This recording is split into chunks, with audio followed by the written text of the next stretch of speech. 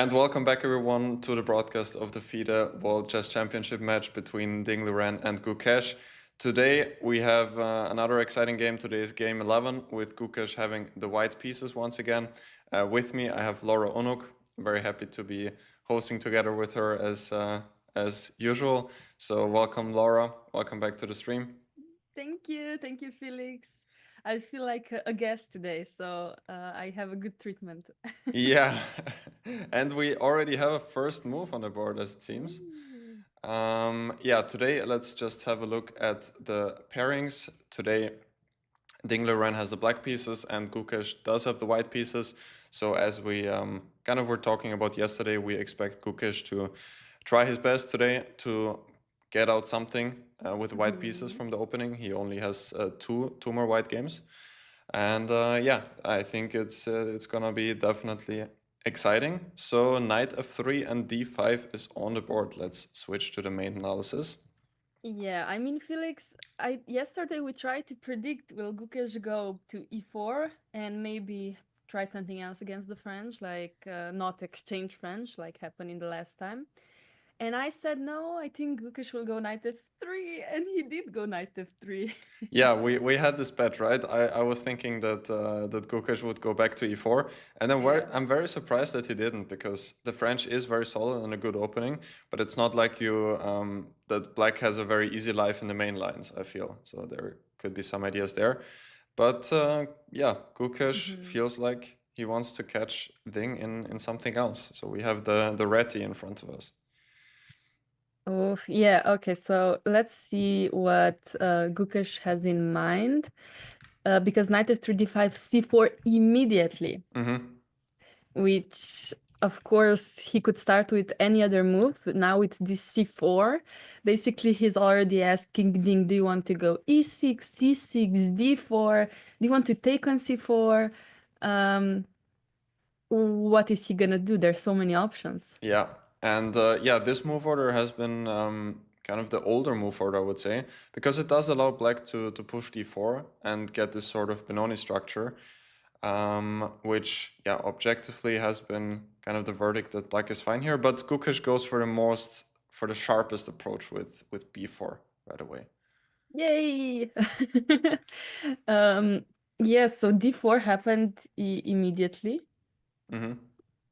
Which, like you said, this is sharp. This is now Benoni-like with opposite colors, but white is in a Benoni type position, but with tempo up. So I do like it. And before immediately c5, e3. Wow. Okay, actually, to be honest, I don't know when was the last time I've seen this variation either in my files or on the board. It's funny because it's actually the Bloomfeld variation, which also Black can play just with the tempo up for white, and it can get very sharp because white is offering this pawn sacrifice if Black just takes on e3 and then takes on b4, which leads to very unusual positions. White gets this nice center and the open f-file, but Black is a pawn up, so yeah, that could definitely lead to something very interesting.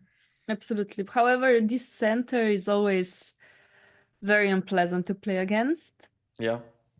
Especially if you don't know how to set up with black pieces. Like I've been in similar situations that I got this pawn because I felt like I was forced to take it, and then I just felt so defeated in the center. And I think the best approach, apparently, old style, would be to go with some g6 ideas. Yeah. In this style, but also with modern engines, I think they like e6 and just like bishop e7, knight f6, and just be simple. So, but is that on the board or no? Not yet. After Okay, after e3, it seems like that's the position we yeah, have on the yeah. board. Yeah, and yeah, I think I see the live board. Yeah. as far as I know, Black doesn't have to go into this. I think as Black, I intended to go knight f6 here. And I do recall one game where Wojtaszek was Black. I think it was against Duda, but yeah. Let's see if I find some games in the opening database. Yeah, of course. I mean, to be honest, Dink has already played this with black pieces against Adiban in 2021. I'm opening the Lichess database, master database, because I mean, it's the easiest for me, you know. I just click the button. But you, Felix, you do your research because I think it's much better. There are many more games, of course, here in this position. Yeah, you're right. Yeah, Ding did play it against Adiban. Yeah, and he won. And what happened in that game? How did Adiban continue after He played b5. Yeah, he played b5. Okay. Yeah. I will yeah, b5, and after knight bd7, e takes d4, c takes d4, knight d4, knight c5. Yeah, that line does ring a bell. And I think here there was one Wojtaszek game, but I could be entirely wrong. It could transpose probably, yeah, or it did happen and we don't have it in the database. Yeah. It's totally possible. So yeah, here white is the one who won a pawn and black sacrificed a pawn, but here kind of the tables are turned, and now it is black who has the compensation with a nice lead in development. Yes. Exactly. But also Ding in 2021, I feel like before COVID, or that was, yeah, I think that was around during or before COVID. It was his peak, right? Yeah, absolutely. Yeah.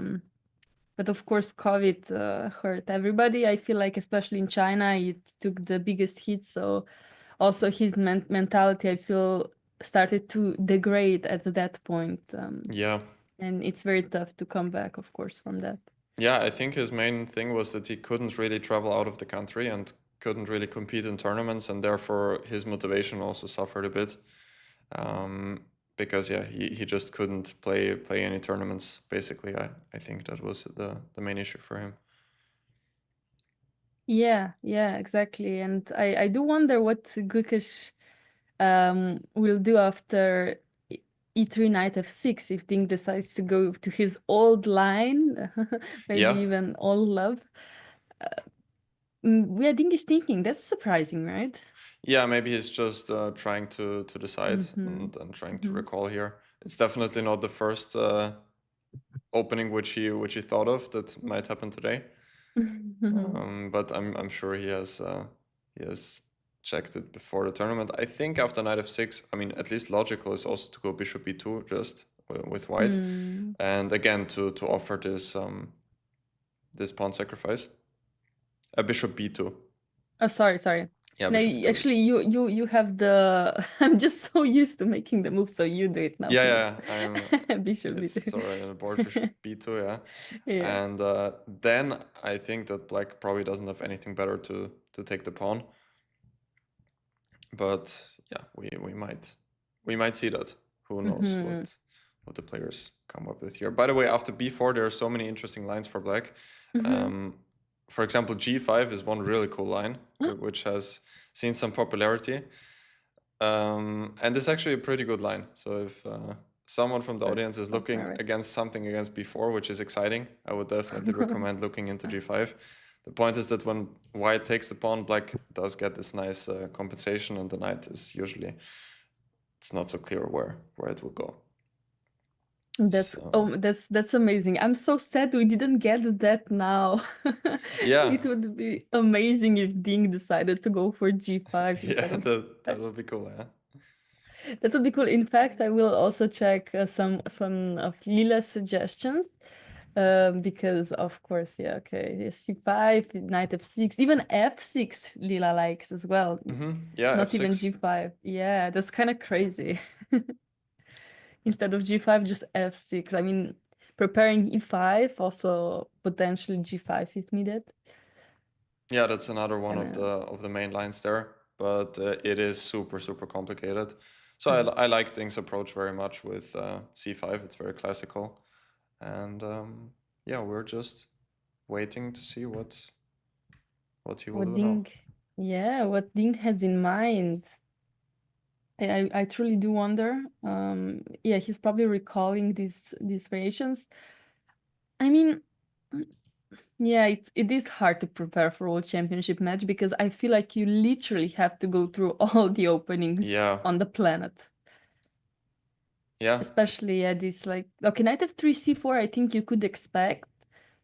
And in that case, you know what? I would not go d4 because that leads to sharp positions, except if I'm prepared for it. I would go for something safer like c6 or e6, or even taking on c4, because these Benoni type of structures are, I don't know, for me, always a bit risky.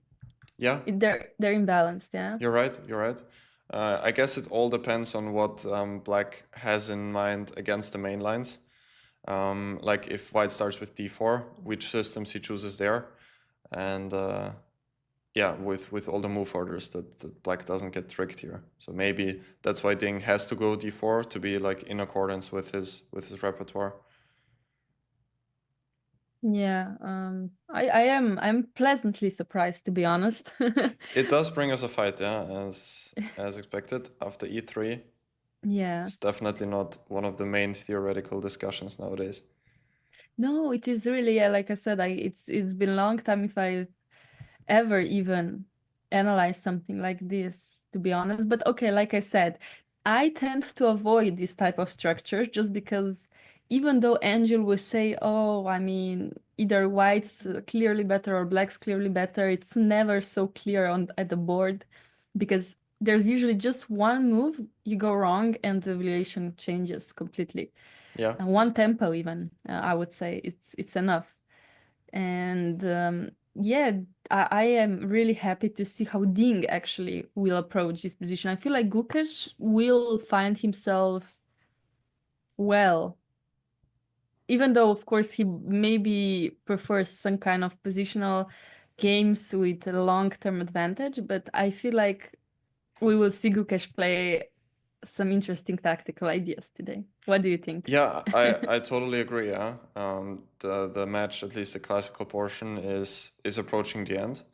So I thought already that Gukesh would try just to get everything out of it possible, and I think that's exactly what we're seeing with this opening choice.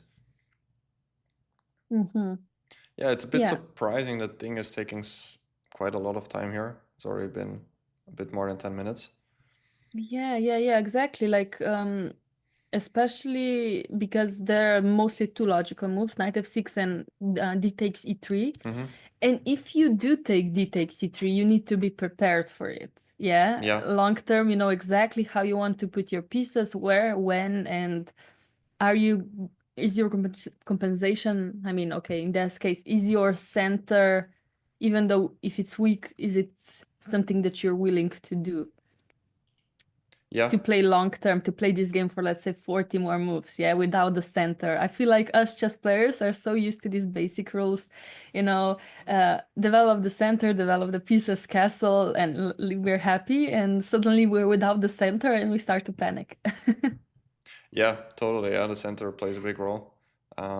Yeah, and the engines, of course, disagree, yeah. Even though, yeah, these positions can get very complicated. Yeah. I would be surprised to see d takes e3 on the board. I will just put it there because, of course, f takes e3, like you said, and then d4. If Ding decides to go for something like knight f6 here, I don't know. I will be very surprised. Yeah, because now at least the bishop is not on b2 yet, compared to what we've seen before. Like if black starts with knight f6, I guess it's a bit more flexible because white doesn't really want to capture any of the pawns yet. If he takes on d4, then after c takes d4, it is a Benoni structure, but the pawn is already in b4, which white does want, but here it might be a bit overextended already because white is not fully developed yet, and black is probably able to make use of that. For example, like d3, e5 would be an idea when the pawn on b4 is already hanging. And he also doesn't really want to take on c5 because then after knight c6, black will continue with e5, the pawn on c5 will drop, and black has the nice center. So here, I guess the two moves are either to go b5 just to close the queen side, or to go for bishop b2. When now I think that it is time for black to go into this pawn sacrifice. But now, as I've been saying, now the bishop is already in b2, which yeah, maybe it doesn't always have to go there if you have the white pieces. Yeah, absolutely.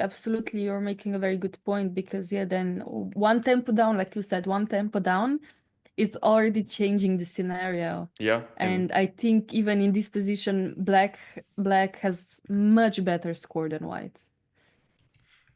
Yeah, that's statistically, yeah.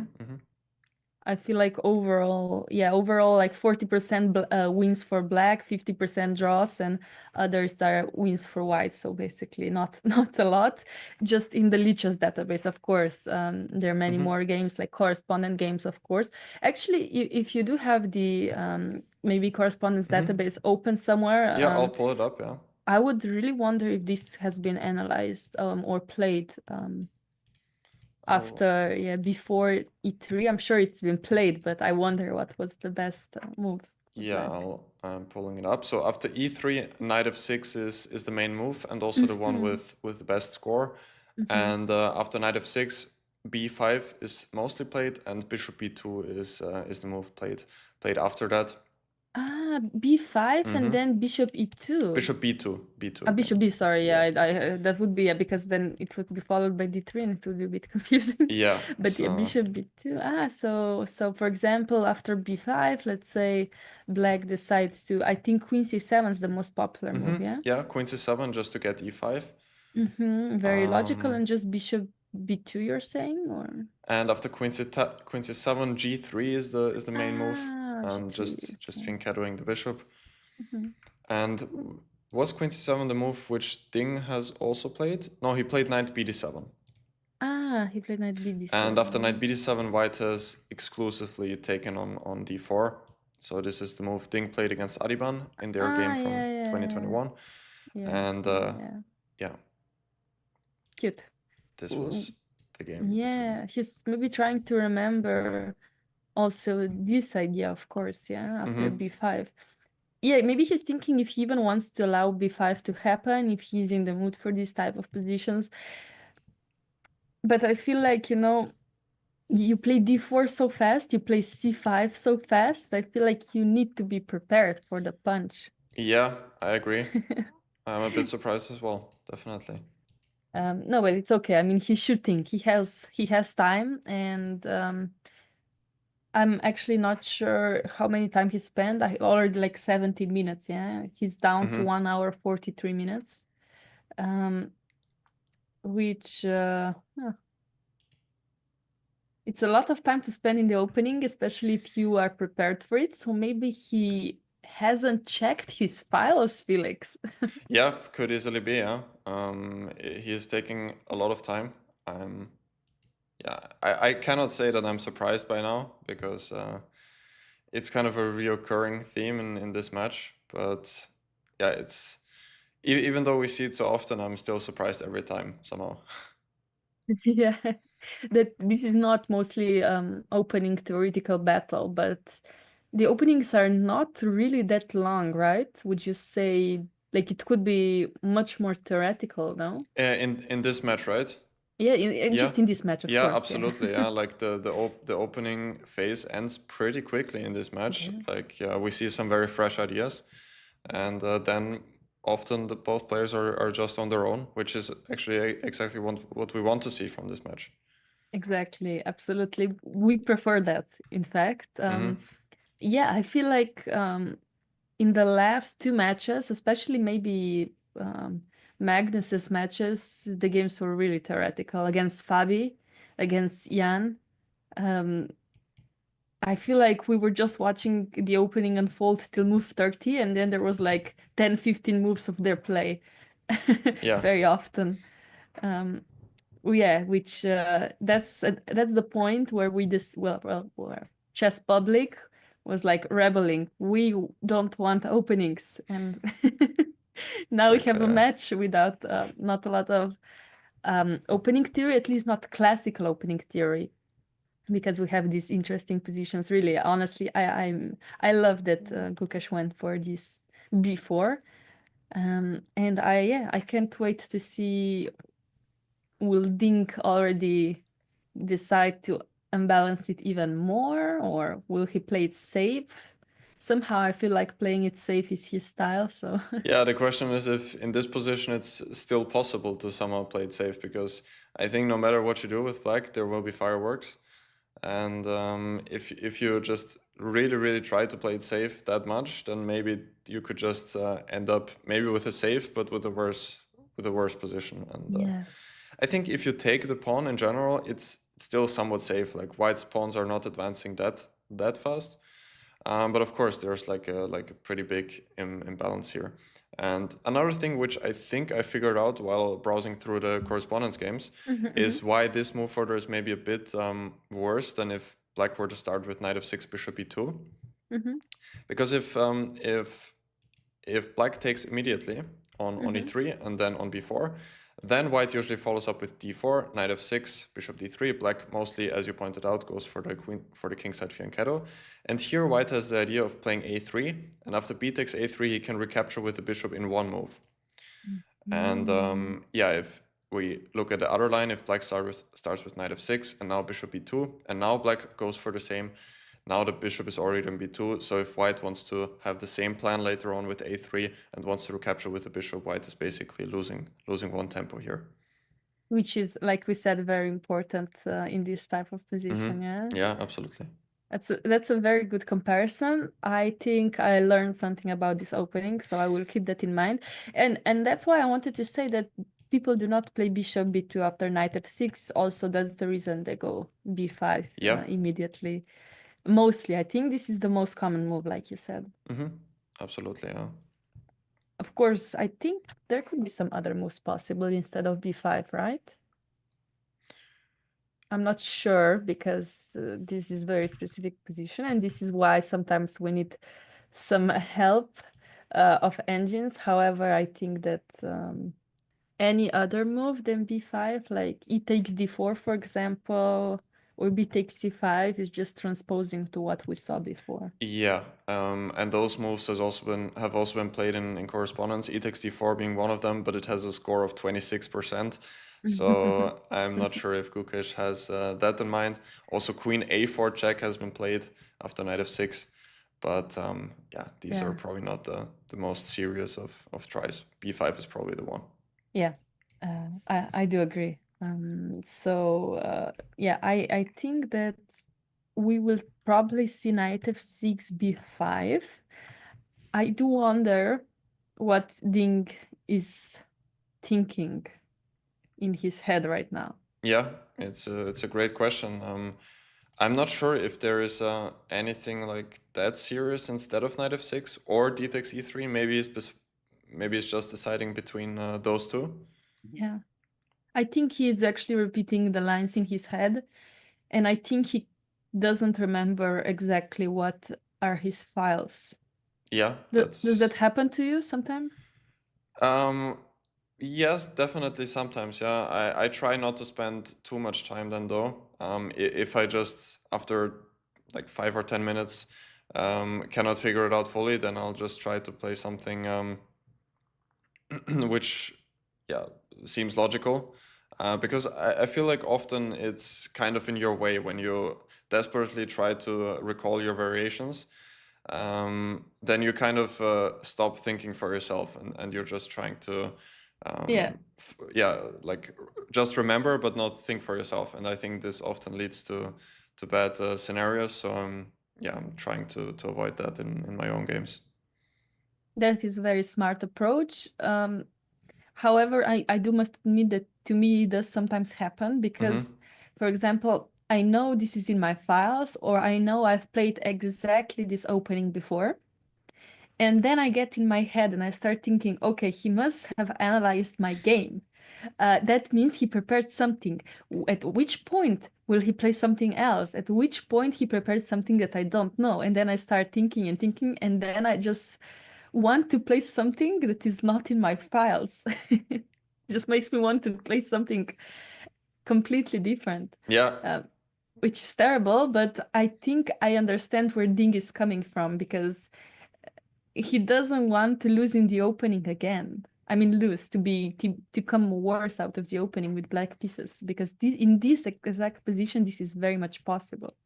Yeah, absolutely. And I also remember what Ding said in the, I think it was in the press conference yesterday, that he's like the match is approaching the end, and therefore he is very very careful with every move. That's kind of what he said, and that's also what we feel. I think that he's just overthinking. You could even say every move, and just being super super careful, not to blunder with anything, not to get into any trouble. So this is like the driving factor, I think, why he's been struggling so much with his time management, just to be super safe. I mean, yes, I do agree. He is being super safe, and also his moves reflect his mindset. But if he's going to get into time trouble, it can get risky. Overall, it can get risky. However, also 2 conferences ago, I remember people were asking, Ding, do you actually feel better playing in time trouble? Because you do make more accurate moves in time trouble than when you think for 30 minutes. So I feel like when he's under pressure, I think Felix, you and I also have this similarity. We do tend to get into time trouble, and it is something about this adrenaline that makes us and forces us to think fast and better. And I think he also does enjoy that, so he doesn't really mind time trouble that much. Yeah, I mean, he has been playing really well when his clock was ticking down to 10 minutes or even a couple of minutes. So yeah, Yeah. maybe he just needs this pressure Push, yeah. to Yeah. perform well. Yeah. Okay, that's maybe why he's so good in Rapid and okay, actually I'm not sure how good he is in Blitz, but I understand why he's so good in Rapid then.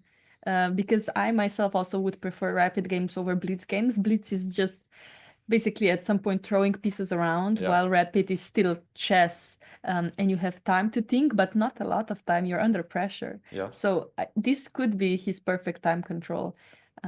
Rapid, of course, I mean, and I understand, of course, people are coming from cheering for Ding in Rapid tie breaks. Yeah, it's also in accordance with what Levon said when he was on the stream, that he feels like Ding is a very intuitive player. So this definitely plays into the hands of someone who is playing rapid or just faster time controls in general. If you have good intuition, I guess that's kind of the most important thing when it comes to faster time control. Yeah, yeah, absolutely, absolutely.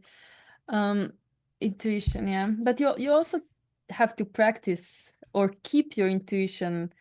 It's very hard, yeah. As I mean, you would kind of correlate intuition with your form in chess. And I feel like when you're out of shape, you also don't trust your intuition. Does that happen to you as well? Yeah, it definitely also has something to do with, as you said, like confidence. If you're struggling with confidence in a tournament where you're like not performing that well, then your intuition often suffers because you just you want to make a move, you feel like it's the right move, but then you start self-doubting yourself, and yeah, that's also what I struggle with quite a lot. Exactly. And when you think, okay, this is the time that I will trust my intuition, I do not want to think about this position anymore, or it's, for example, I'm too tired to think about it because there are other more important positions coming, and you just play by your intuition and it's wrong. That's the Yeah, worst thing. yeah, Like, what? How is that possible? Like, two weeks ago, my intuition was working amazingly, like almost, I don't know, at least 50% of moves in the game were stockfish number one or something, you know? And now it's like this turnaround. But yeah, that's why also chess is a sport, you know. You need to keep in shape, you yeah, need to keep sharp yeah. at all times for your intuition to work. And Ding is down to 1 hour 30 minutes almost, After counting four down. moves, I mean, it's just incredible. Yeah. It is so funny. It is funny. Poor Ding. Come on, Ding. You got this. I'm also watching his camera and Gukish's camera sometimes just to see their reactions. And somehow I feel like Ding is nervous because he is changing his positions very, very often, like from this to this, and then he's doing this. Mm-hmm. Um, so You know, I would be nervous too if I haven't checked this for maybe some days or some time and cannot recall all the lines. And my opponent obviously came super well prepared to that game. So I would also start feeling nervous, especially Black doesn't really have like a safety net here. I mean, the no, position yeah. will just yeah go up in flames, no matter what basically. And it's not really what Ding wants, yeah. Even if he's a bit worse and he does have like a compact position, he's happy, but that's not really what he can get here, I think. Yeah, yeah, it is slightly unusual. However, what if, Felix, what if Ding is playing mind games? What if he actually knows exactly what's going to happen and he's making all these faces that he never does to make Gukesh feel too confident and too ambitious? You know, it could be, yeah. Yeah, you never know with Ding. You I never know with really, him. I feel like he's fair in that department, that he really wouldn't try to lead his opponent on. But I don't know, maybe he does play mind games. I would also be very, very much surprised, but you never know. It's a world championship match, so maybe he's learned some tricks, yeah, to Yeah, yeah. psychological warfare. I mean, Rapport is a tricky guy as well, and Yeah, he's main second, so I'm pretty sure he has some good tips for Dink himself. And I would love actually him seeing him playing mind games. Um, However, 30 moves for move 4, maybe I would include this 30-minute thing after some other move, like after knight f6 or something. yeah. Yeah. It's just pretty strange, yeah. It is strange. And of course, for the late chatters, taking on b4, or taking on e3 and then taking on b4 is, of course, an option. But yes, it does give white a huge center. And I think good enough compensation for the b4 pawn. But I would love actually to see that, because to have this kind of imbalance today in game 11 out of 14 games, it would be so exciting. Yeah, totally, yeah. It is going to be exciting, that's for sure. So let's see what Ding comes up with here. I mean, at this point, in his case, if I was in his case, I would just try to have some coffee, have my mind off. Some ice cream, yeah. Some ice cream, yes, some ice cream, some coffee, and then just like have some sugar in my veins and then just play something, you know. Yeah. But I don't think yeah, I don't think that he can do that, as he's at the board. So of course there's a rule: when it's your move to be played, you cannot actually get away from the board. So also another struggle for him. And somebody had a very fair question, Felix. You mentioned the G file line before, but so I think you mentioned it instead of C5. Ding could go for G5 immediately. But somebody asked about C5, E6, G5 now. Sorry, C5, E3, G5, G5 in this variation. However, there's quite a difference here, yeah? Yeah, C5 and E3 are already on the board. Yes. As far as I recall, after the immediate G5, here usually black doesn't really care to play C5 at all. He just wants to play on the center. So my explanation would be that here, since already, yeah, that C5 is already on the board, it might become a target, which is maybe the best. The best example is if white just takes the pawn after E5, knight E4 now.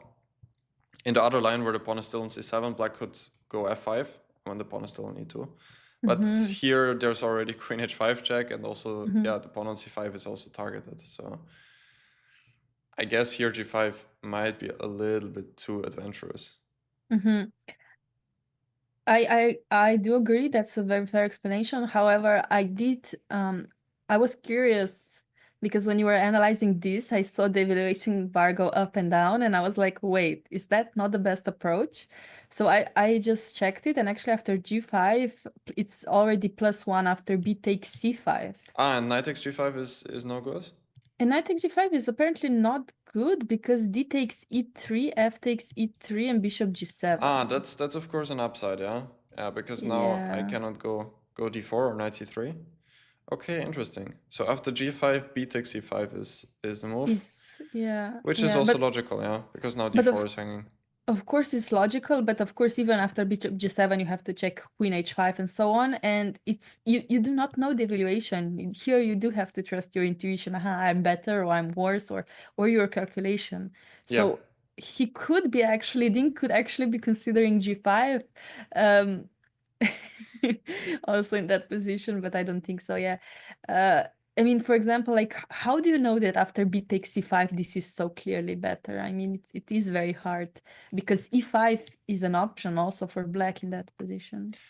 Yeah, I mean, I don't know how bad objectively G5 is, but if it's really not good at all, then Gukesh probably didn't check it, which means that he knows that it cannot be any good. So then he will just try and spend time on it to try and refute it, basically. And if it's not that bad at all, then he will probably know it. So I think these are the two possible scenarios. Yeah, yeah, absolutely, yeah. Okay, Dink. Is it your time, Dink? Will you play the move now? I think not yet. He's not ready. He's not moving. He's not ready. Yeah. 35 minutes. Move 4. It's move 4 in 35. That sounds ridiculous to non-chess players, and I mean, to me, I get it, you know. I do it sometimes as well, even though it's very unhealthy. Please do not do that. Chess players do not spend 35 minutes on move 4. However, Felix, I do love my time trouble, so I do tend to do things like that sometimes, even though if I know the opening, if I do not feel confident, I do that. If I'm not sure that I know the line correctly, I do that. Or if I'm not sure what my opponent has prepared, I do that. So it's a deadly combination, all these three together. Yeah.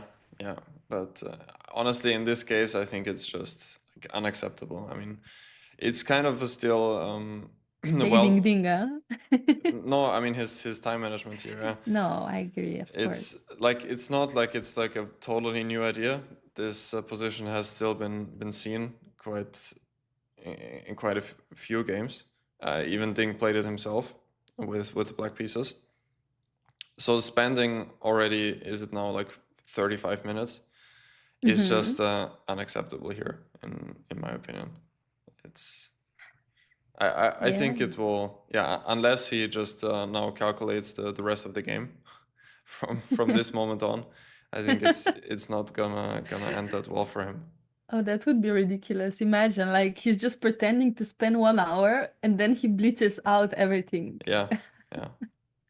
But that's an unlikely scenario. Knowing Ding, this doesn't happen to him. It's So just strange, yeah. It's move 4. We have nothing else to analyze, Felix. What can we do now? I mean, after e3, I mean, we checked d takes e3, which it's most likely not going to happen. What's going to happen with knight f6, b5, and then either knight d7 or queen c7, depending on Ding's knowledge of what's best in this variation these days. Yeah, I mean, maybe he's thinking about this position, yeah, as you said, knight f6, b5, and then he's trying to recall which of the lines to play. Is it queen c7 or knight bd7, what he wants to do? But I mean, 35 minutes, it's just so much time.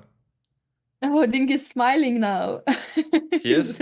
Yes, he's smiling during his analysis. I mean, it was a very brief smile, but I saw it. So he does like something, or he finds something very funny in his calculation. Yeah. Yeah, now he's back to his serious face, but Still no move, yeah?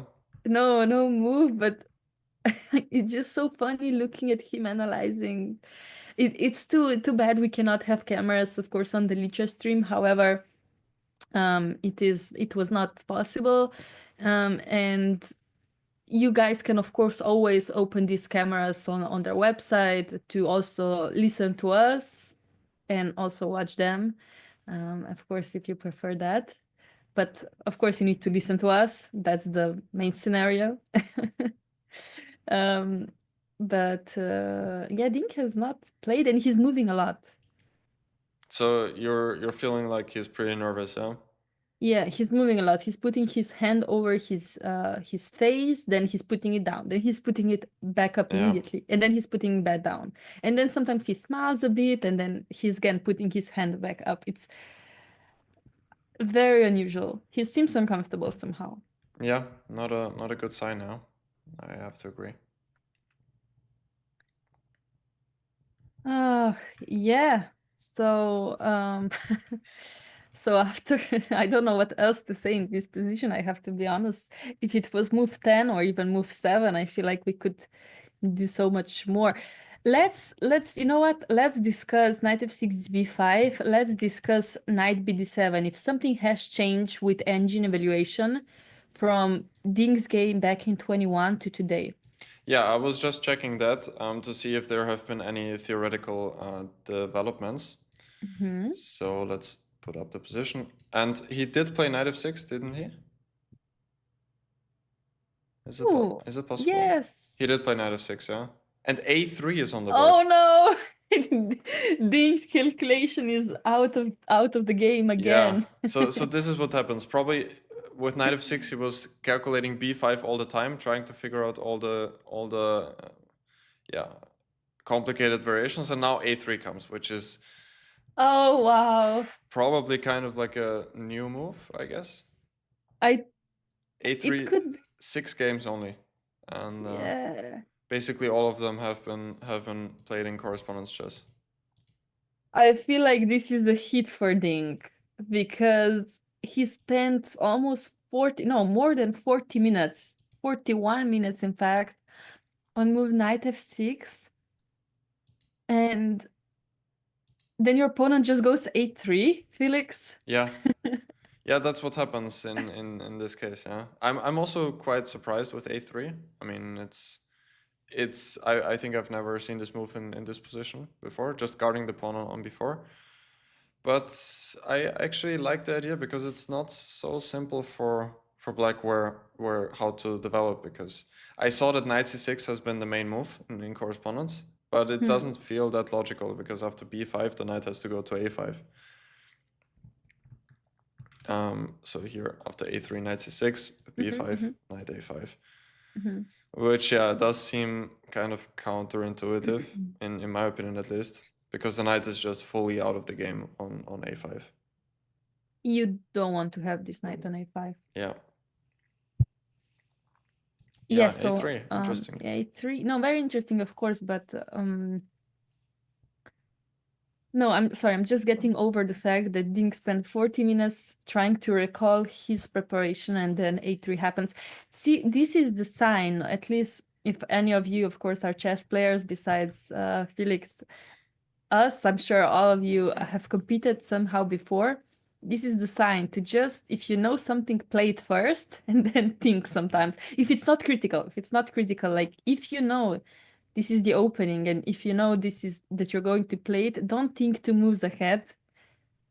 Like, don't stop here. If you know you're going to play it first, yeah? Because of course b5 was natural move, but you think after white plays it, because look at the now Gukash's preparation, a3. Yeah, and this, as you pointed out, yeah, this scenario was a perfect example because Ding didn't really have any other options than knight f6. I mean, he could have taken both of the pawns.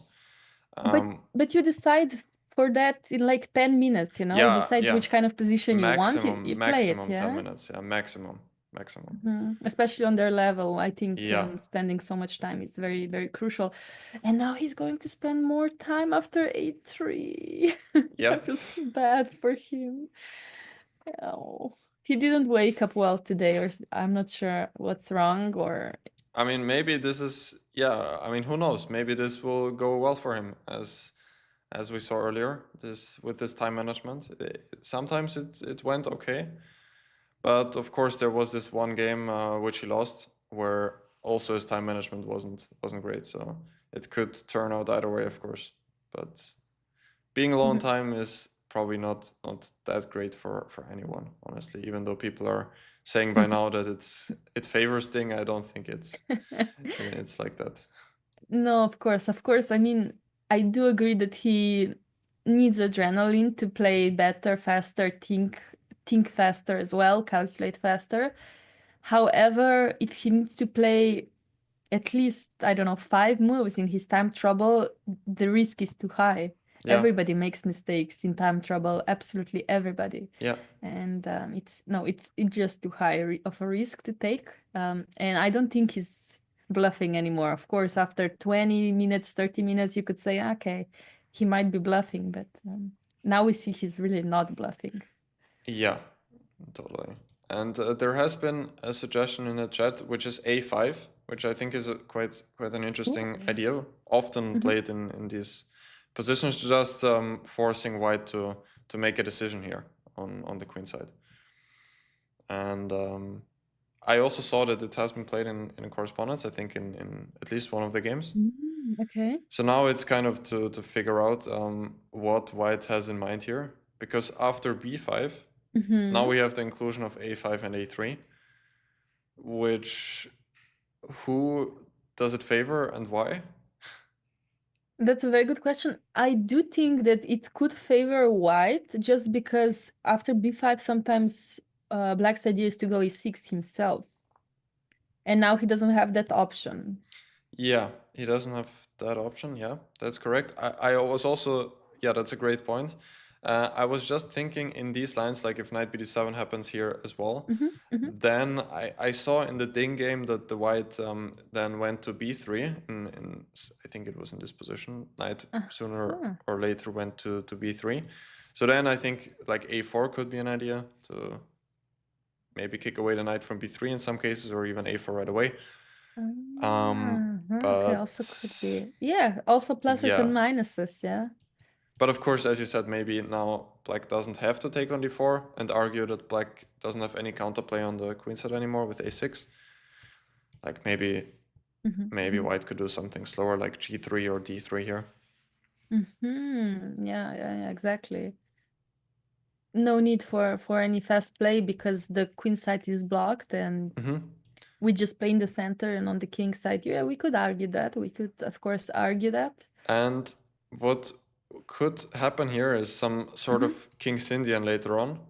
Like at some point, white would go e4. And usually in this King's Indian, black wants to, in this case, black wants to play on the queen side. Because white does always have this play on the king side with g3 and f4.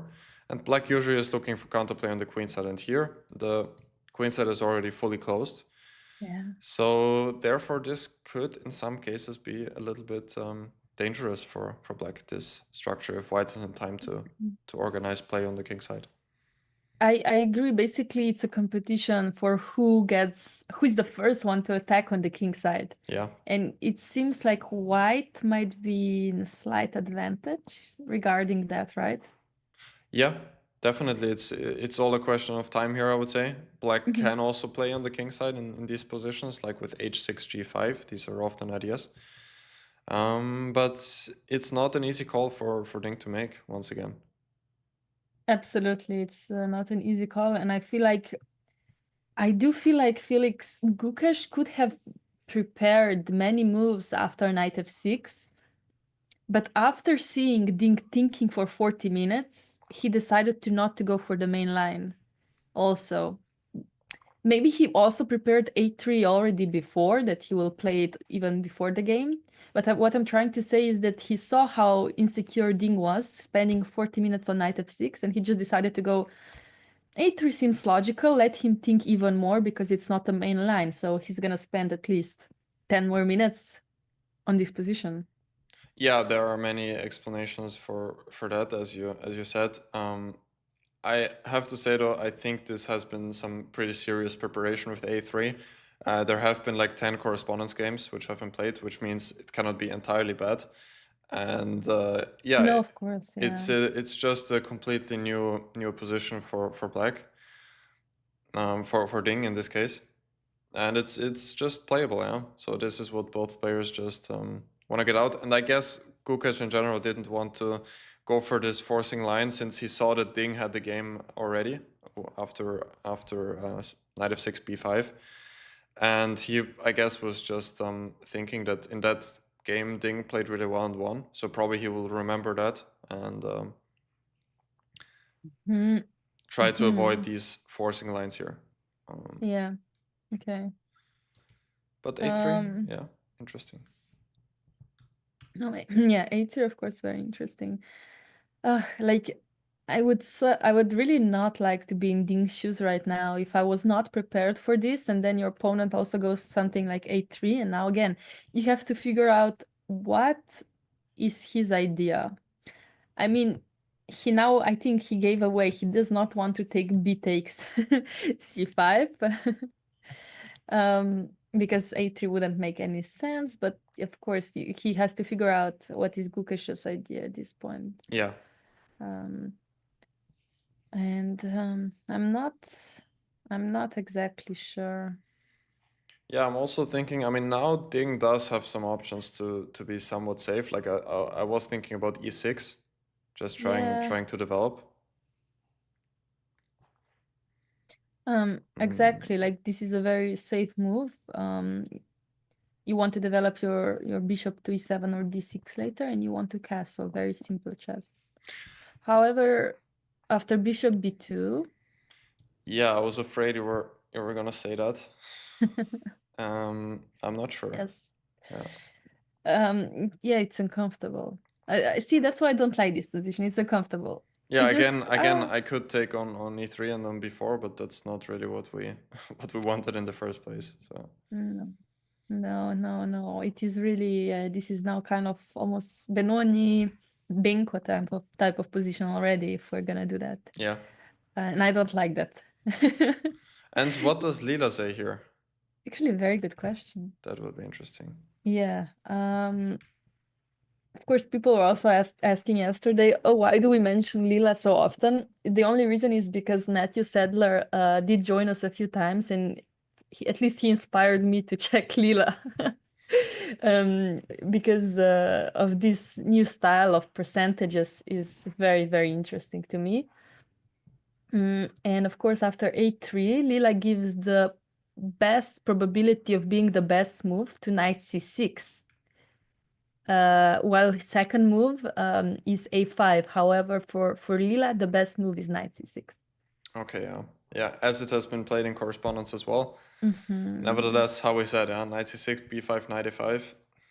I'm not sure, yeah. It's not really easy to make that call, even though then at least black does have the counterplay, as you pointed out before, with a6 to come.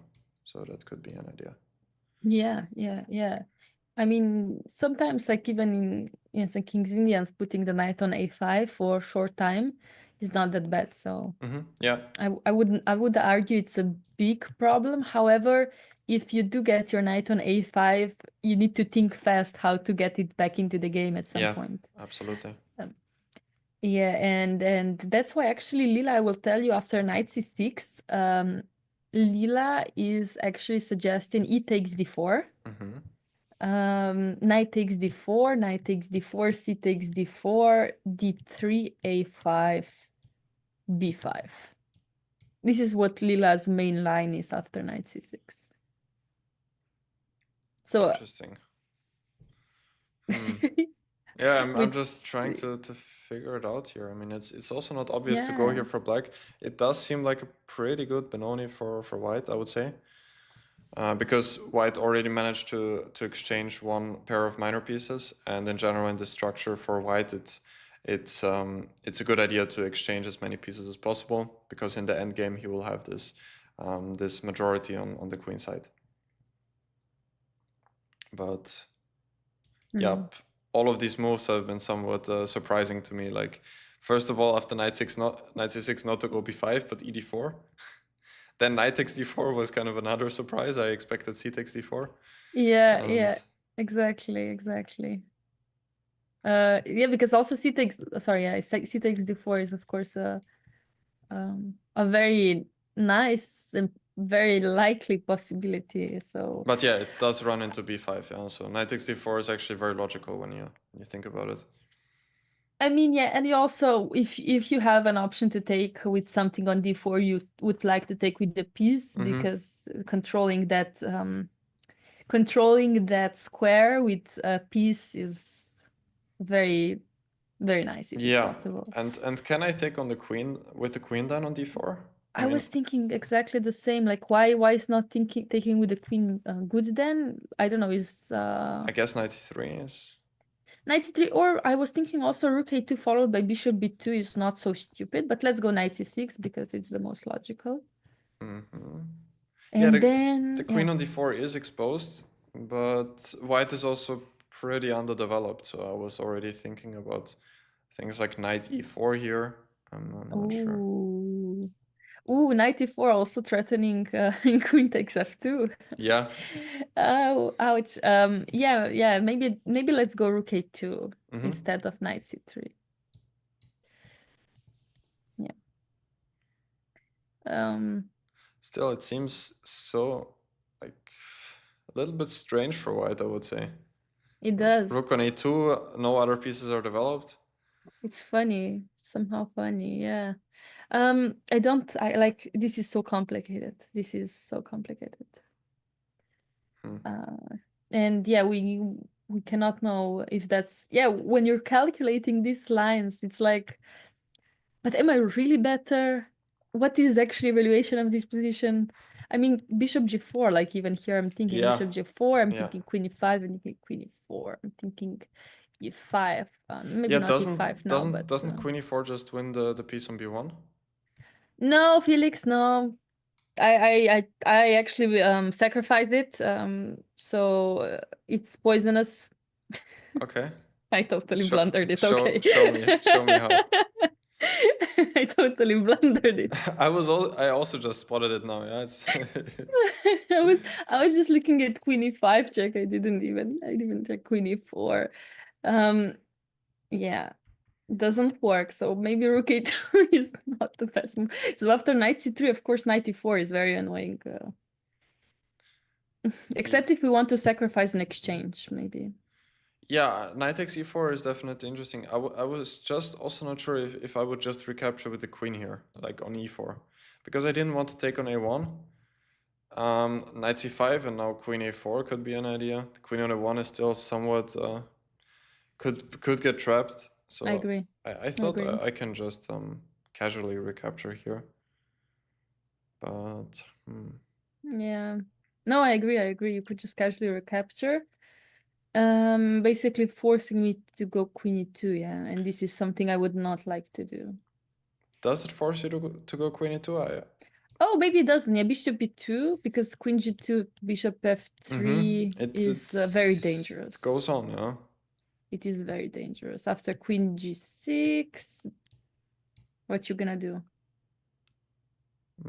I'm not developed enough with black. Yeah, my king is not safe. But maybe I'm also not developed enough with white. I'm kind of afraid of that. Yeah. I mean, I was trying to, I could make an argument that going bishop b2 is enough, but yeah, I'm not sure it is actually.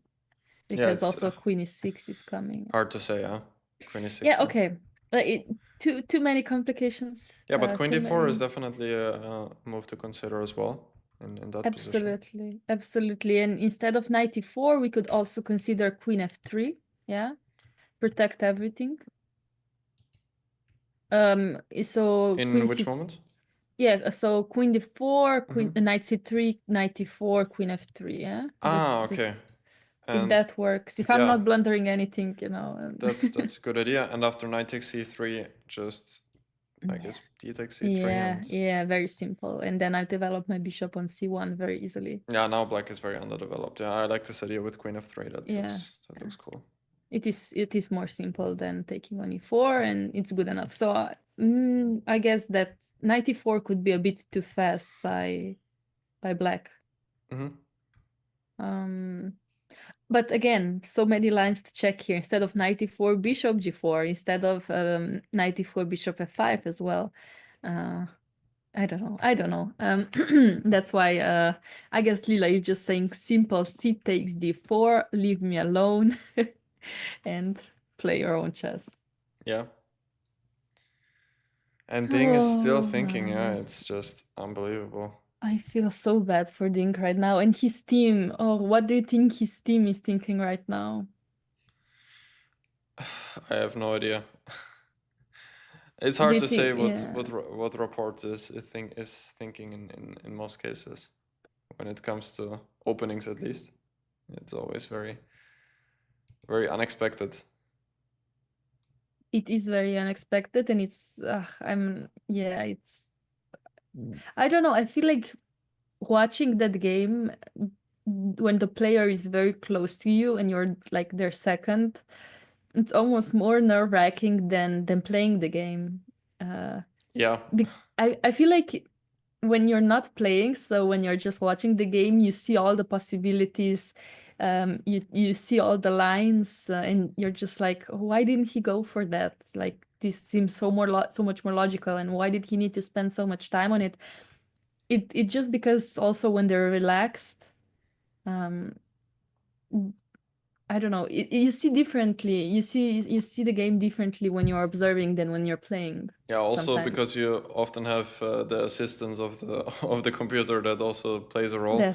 that helps if you have Yeah, that. Yeah. yeah, I feel like if their seconds are actually analyzing the game with the engines immediately, or yeah, or they're trying to understand what Dink's thinking as well. yeah. I guess it depends on the second as well. Oh, Dink. Yeah, I don't know what to say. I mean, Dink just reached 59 minutes and 59 seconds. it's unbelievable after 5 moves. I mean, Oh my. he hasn't even made his fifth move. He so to put it into perspective, he did play. So for which moves did he spend? He spent for 2 moves. He spent half of his time basically. And he doesn't have 30-second increment. For knight f6 and now for his next move, he spent half of his time. Yeah. Oh my, Felix, that's so bad. It's crazy. Yeah. No, this is crazy. I do not understand. I mean, he needs to play faster. He really needs to play faster, and I think he's very nervous. But come on, I mean, a3. It's not like your opponent is threatening something huge, and he decided to play something. Yeah. Yeah. It's just Not unexplicable. yet. No, sorry. Yeah. He No. didn't play. Yeah. I thought he moved something. I heard some noise, but it was not. It was not him. It was not our Ding. You were hoping for it, yeah?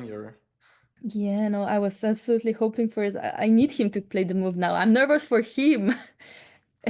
And Yeah. I'm not cheering for any player, but I'm very much nervous for him because I've been in his situation and it's terrible. And But this is a world championship match. yeah, This is not any game. I don't have any words for that.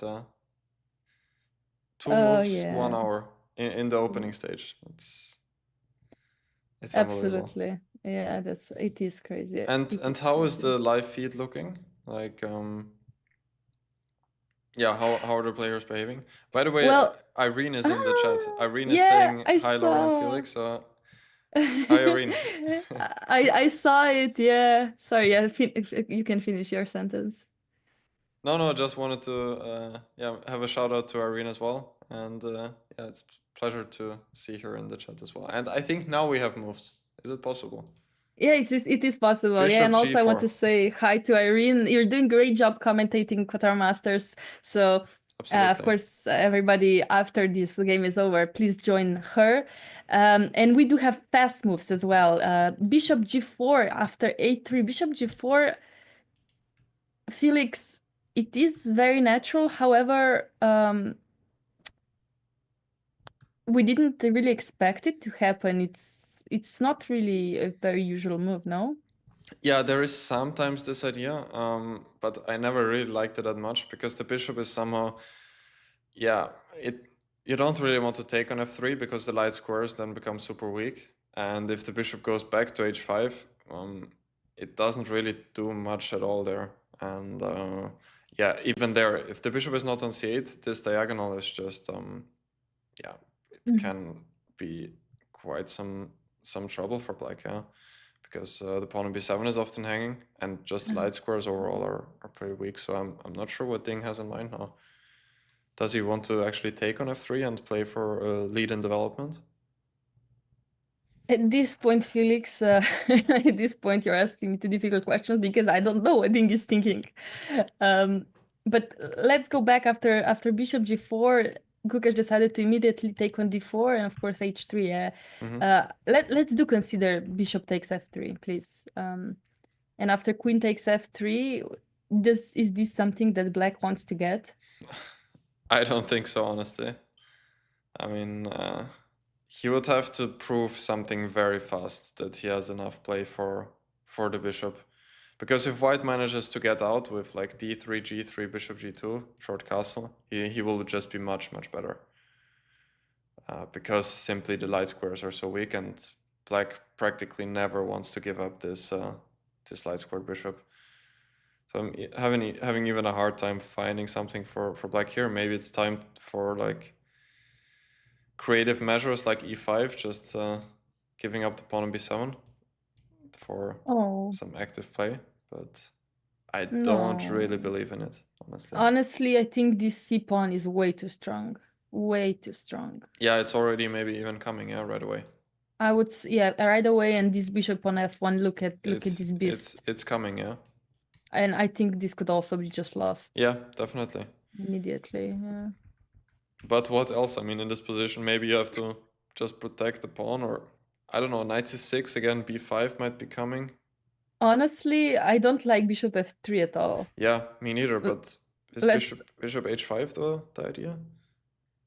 Yeah, let's do this. Let's do bishop h5. Oh, I don't want to do it, but let's do it, you know. Yeah, let's say I just go d3 here. Yeah. And let's say now I want to go something, I don't know. I'm just trying to make something happen. E6 is too slow, yeah? E6, also I would be scared of g4 and knight e5 there. Yeah, and also just bishop b2 coming. Already h4 would be an idea, or simply to take here. Bishop g4 is another, yeah. Bishop g4 is a bit surprising, yeah. Actually, I do wonder if white's actually better after bishop g4.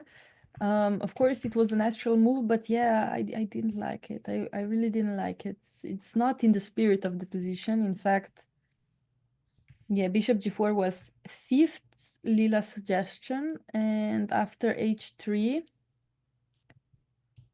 oh yeah, Lila is suggesting bishop takes f3 to be clearly the best move. Everything else already gives at least 30% chances of white winning. Wow. Which is a lot of chances. In fact, after bishop h5, g4 immediately could be possible by Lila as well. Even immediately, yeah. Even immediately. So I guess we will see bishop takes f3. If we don't, then I think the score is going to be already written on the board, almost. Yeah. Anyway, the position looks pretty tough for black already. And after bishop f3, now I had a look at my local Stockfish engine as well. It seems like black does have to defend the pawn on b7 with moves like queen c8 or queen c7, which, yeah, they don't look that nice. And also one idea, I mean, I mentioned that the bishop might want to come to g2, but as you pointed out before, white could also just go c5 and activate the bishop on either c4 or on b5. That also looks very nice. Yeah, Felix, honestly, I don't like this pawn structure for black at all, especially now that b4 is on the board. It's taking so much space in black's territory, and yeah, like you said, if white just manages to develop the pieces in a healthy way, this looks terrible. Let's do check queen c7 after queen f3. Let's check queen c7, because the idea is also to go e5 later. By the way, Ding took on f3. Yeah, okay, healthy move. Healthy and logical, but the Gukish is really just playing fast, you know. He's just putting pressure on Ding, and that's very important. Yeah, and it looks like he's also still in book, which is actually good news for him, because bishop g4 is, as you said, it was not in the top 5 of, it was maybe 5th move of Lila. So often people prepare like the top 3 moves, maybe top 4 moves, but the 5th move still and be prepared is quite impressive for such a sideline as well. Yeah, I'm not sure was he prepared or he managed to calculate all of this during the game, because I think Lukesh at some point got bored. Yeah, that's and he just decided, Let's think of other possibilities than a5, and what else were we thinking in the position? After a3, also knight c6, was Also there. knight c6. Okay, let me think what else is a logical possibility, and maybe you also like decide, oh, bishop g4, yeah, just take on d4, h3. But also, like you said, he most likely did play some training games, and these training games he maybe checked this line. Yeah, and it However, would be yeah. very smart by him to use the time which Ding has spent. I mean, it was 1 hour. What often happens to me is that I'm not that good in using the time which my opponent spends. I often just use my own time, and somehow when my opponent thinks it's harder for me to concentrate. I don't know how you feel about it, but Yeah, yeah. it's true. It is true. Yeah, you just take everything much lighter when your opponent's time is ticking down than yours. You're just like, I have time anyway. I Yeah, will think. I'll think on my own. Yeah, I think on my own. yeah. I don't even know what he's going to play. If I think now, I will need to spend much more energy because I need to think of different lines and different possibilities. But when he plays, it's only one possibility, you know? Yeah. Then you get in your head, which is completely stupid sometimes, but you know, sometimes it's worth it. And of course, just Queen c7 is on the board, by the way, by Ding. So first time in the game that Gukesh is actually thinking. Yeah. And at least there's now some clarity for black, because his plan is somewhat obvious. I think he wants to go e5 and a5. And now it's up to Gukesh to find the correct way, because I think you could make a point for both developing the white bishop on this diagonal, on the f1 a6 diagonal, or also on this g2 on the g2 diagonal. Yeah, okay, let's check something. Either we check c5 first or we check d3 first. What do you want to check first? Both is logical. Maybe c5, since it was your previous suggestion. Yeah, let's check c5. I mean, I love these squares for my bishop. So, how are you going to trick me? e5, yeah? Probably e5, yeah. I would guess. Also, I guess a5 could be logical to try and cause problems immediately. That does make sense. But bishop b2 after a5 looks good enough to me, no? Yeah, bishop e2 and then maybe e5. Yeah, now it's the question if this inclusion is... Yeah, any different. Yeah, okay, understood. And after e5, okay, let's say I go bishop b5. Knight c6. Knight c6. And okay, let's say I just castle, that I'm a healthy person and I just let's decide to say castle. bishop e7. Your pawn b4 is somewhat of a weakness. Yeah, I'm just trying to make an argument that something like queen g3 could be an annoying move. So queen g3, if castle, you want to take on c6 and take on d4? Yeah, I don't know if it works, but somehow, yeah, castle takes on c6, and if you take with the b pawn, bishop d4, and knight h5 would be followed by queen h2. It looks risky though, but maybe it works. Here after knight h5, maybe you can even take on e5. Oh yeah, in this scenario, yeah, I was thinking. If black goes knight h5 earlier, queen h2 is definitely an idea. Yeah, I was thinking too much ahead. Yeah, but again, it needs to be calculated. Yes, especially some knight e4s are also an idea. Yeah, definitely. Yeah. Yeah, maybe something else, maybe something different. What would you play? Tell me what you were thinking after a5. Yeah, after I see a5, maybe I would be a bit. Maybe I wouldn't go c5 right away, because I really want to castle my king, and actually c5 is helping with that, because bishop e5 check comes with the check. But then the pawn on b4 is always somewhat weak. So I would take a moment here after queen c7 and yeah, maybe just go for something like d3. Like Let's check d3. Yeah, play. let's check it. Or And also it's on the board. d3 has been played. Okay. It's a healthy move. It's more healthy, of course. However, Lila, I think, prefers c5. Okay. Let me just check that. I think, but it's not a big difference at all. I just am checking the percentages, and after c5, probabilities of white winning are almost 18%, while black's probabilities of winning are 13%, while after d3, white's probabilities of winning are still 18%, but black's probabilities of winning are now 20. So black's position is even okay here, it seems, yeah? Yes, yes. That's why apparently she likes c5 much more. And also after a5, Gukash played b5 immediately, And we see somewhat of a blitz game now. Like Ding is speeding up like crazy here. It is crazy. And also I would like to mention b5 not being the best move by Gukash. Yeah, now the knight on d7 will find this very nice square on c5, c5. and all of a sudden I might pick black here because he has such a nice control of the dark squares. I don't get it. I don't get why Gukash didn't spend more time after a5. Did he think he doesn't have any other option than b5?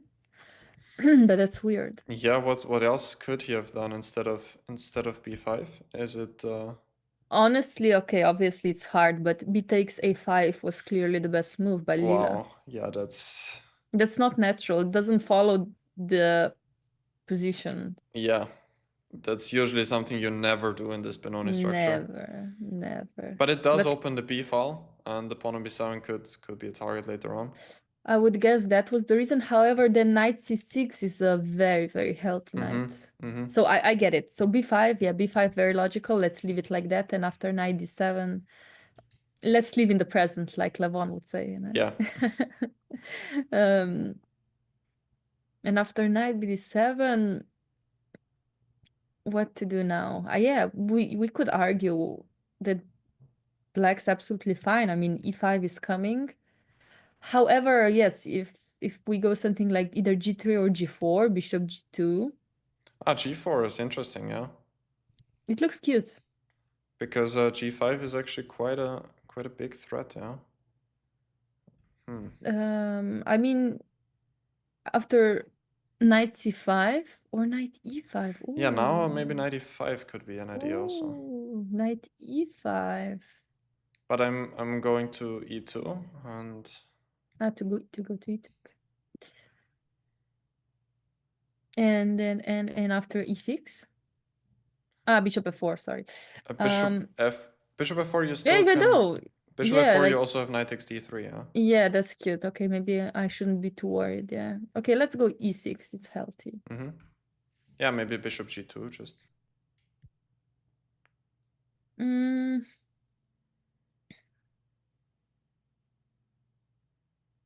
I don't know what to do with my bishops. I want to go knight g6 at some point, but I don't know when. Yeah, to play for the f4 square, yeah. f4, h4, any black square you give me, you know. Maybe bishop d6 could be an option. Okay, let's go knight g6 immediately. It might be too soon, but I'm just wondering what's going to happen. Yeah, both knight f4 and knight h4 are ideas, yeah. Yeah, especially because also e4 square is protected by my knight. So I feel like... I don't know, this is complicated.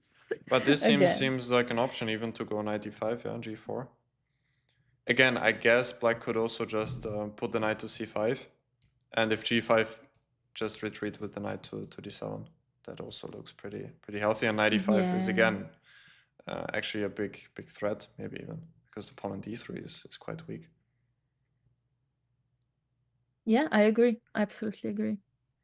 Shouldn't be too worried. So interesting that Gukash played so fast this move d3. He spent like 5 minutes. Yeah, I mean, he really wants to pressure his opponent, I understand, but c5 seemed more challenging, but needed more time to be calculated, of course. Absolutely. And yeah, it is weird. I mean, Ding has 51 minutes and Gukash has 1 hour and 53 minutes. I mean, you could argue that Dink still has a lot of time for the game, and it is important for you to know where to put your pieces. And when you know that, you're gonna play fast. So that's why c5 could be something to discuss. But yeah, like you said, after a5, you need to check your lines. Yeah. A lot. Yeah, you need to be sure this is something you want to do. So d3 is safe. But yeah, now we are in a situation where knight is coming to c5. Yeah, and black does have this very nice bind on the dark squares all of a sudden. Yeah. Felix, I think it is time for Gukesh to think for the first time, because I think I need my coffee. Yeah. After Ding spending so much time, I drank it all. Yeah, and that's a great idea, and probably Gukesh will also spend some time here. So yeah, we'll go on our first break, but everyone stay tuned. We'll be back in around 10 minutes. As soon as Laura gets her coffee, we're we're back live. So stay tuned, everyone, and yeah, see you after the break.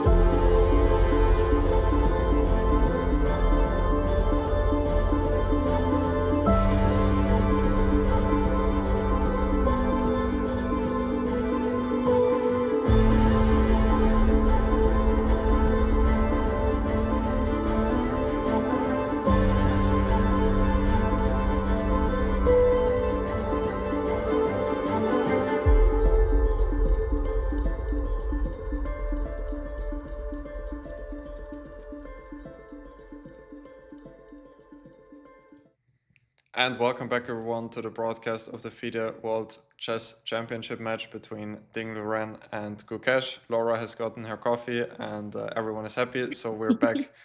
We're back with the broadcast. Today is round 11, and Gukesh has the white pieces against the current world champion Ding Luren. And after Gukesh kind of surprised everyone with the opening, Ding surprised us even more by spending an hour for basically 2 moves. So he's currently at 50 minutes after only how many moves have been played? 10 moves, which is a bit concerning, but it seems like things have somewhat turned. What has happened, Laura? Yeah, I mean, the start was a bit confusing, to be honest. I mean, even the opening with this c4, d4 immediately was a bit of surprise for me, as it runs to dynamic positions, which I didn't think the Ding would want to play today. And then he decides to think for 40 minutes on move 4 and spend another 20 plus minutes on move 5. Yeah. We were getting worried, Felix. It was like, what is happening? And then, of course, Gukesh decided to play on time, played some moves, healthy moves, very quickly to pressure Ding even more. However, Ding responded immediately. He knew exactly how to respond on every move, and now we are on move 10. And apparently, given the evaluation in the break room, Black is already slightly better. Yeah, it seems like it, and Gukesh has just played a bit too fast, I would say. D3 did look very logical, but it turned out that this move c5, followed by activating the bishop, which was also Laura's idea, might have in fact been a little bit better. Because Slightly, now, yeah. as we've seen, as Laura said, in the current position, Black has managed to get a5 and Gukesh went b5, and now all of a sudden Black does have this very nice control of the dark squares. And I think Gukesh is slowly realizing that, maybe he should have taken some time a bit earlier.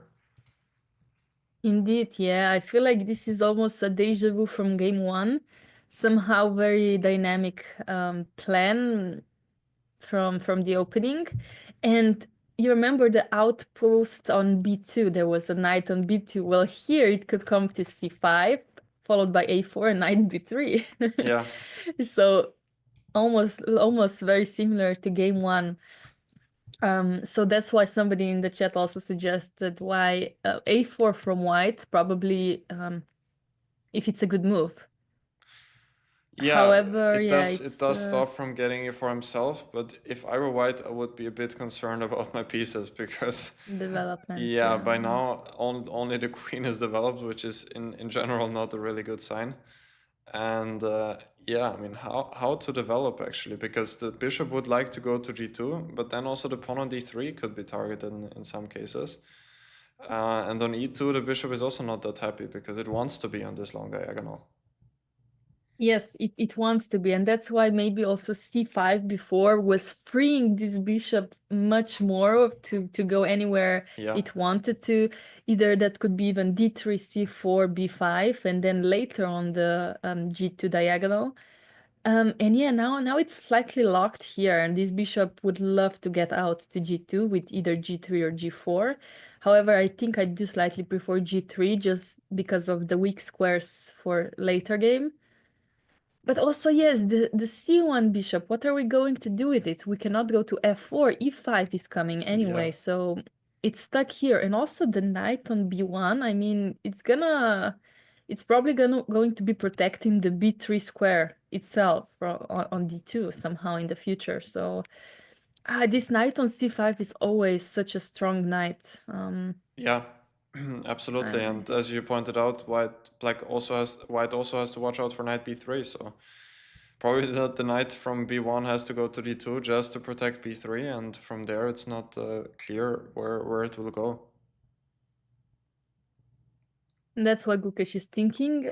Yeah, he was playing very fast, and now maybe slight karma. He has to think for a long time now to figure out exactly what he wants to get from this position. What do you think is his plan here? Is it g3 immediately? Does he want to Maybe go bishop g5 himself to get rid of this bishop. Yeah, I'm not I sure. think he would like to get rid of the bishop on c1.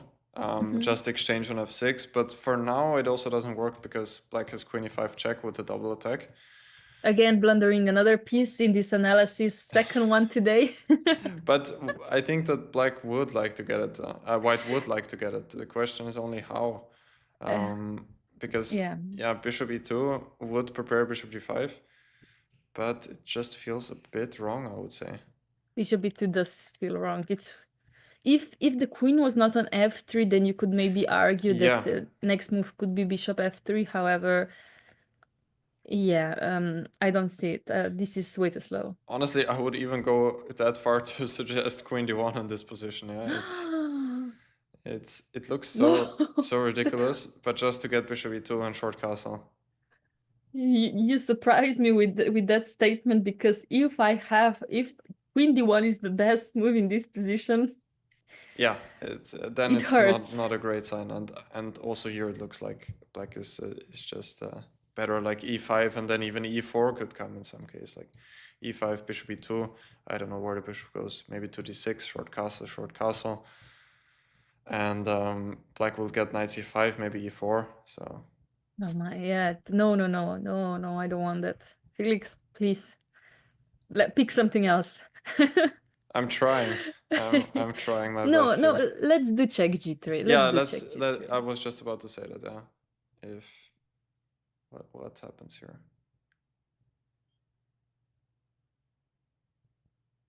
What do we do? Do we go knight c5, e5? I think knight e5 we discussed before. I don't think this is exactly what you want to do with black. Yeah, here knight e5, I would just go back queen e2, and then I have this idea with bishop f4. Yeah. So maybe just knight c5, threatening knight b3. Yeah, that's a very healthy idea. And now, should I go bishop f4? And if e5? Yeah, my idea is to go bishop g5. Aha, okay. Basically, I want to be prepared on knight b3 with rook a2 somehow. I could actually start with rook a2 now that I think about it as well. Instead But of okay, bishop f4. bishop f4, yeah. Instead of bishop f4, I could go rook a2. Let me go rook a2. I just want to see what's going on. Yeah, that's actually a typical motive in the Benoni structure, to play rook a2, then followed often by rook e2, just to get some play on the e file as well. So that might come in handy later on, but what can I do here? Okay, that's just if e5, you could argue that now you can play bishop g5 with maybe a better version. Yeah, or just bishop g2 very slowly. Okay, also. let's go e5. It looks like it's right. And after bishop g2, you have what in mind exactly?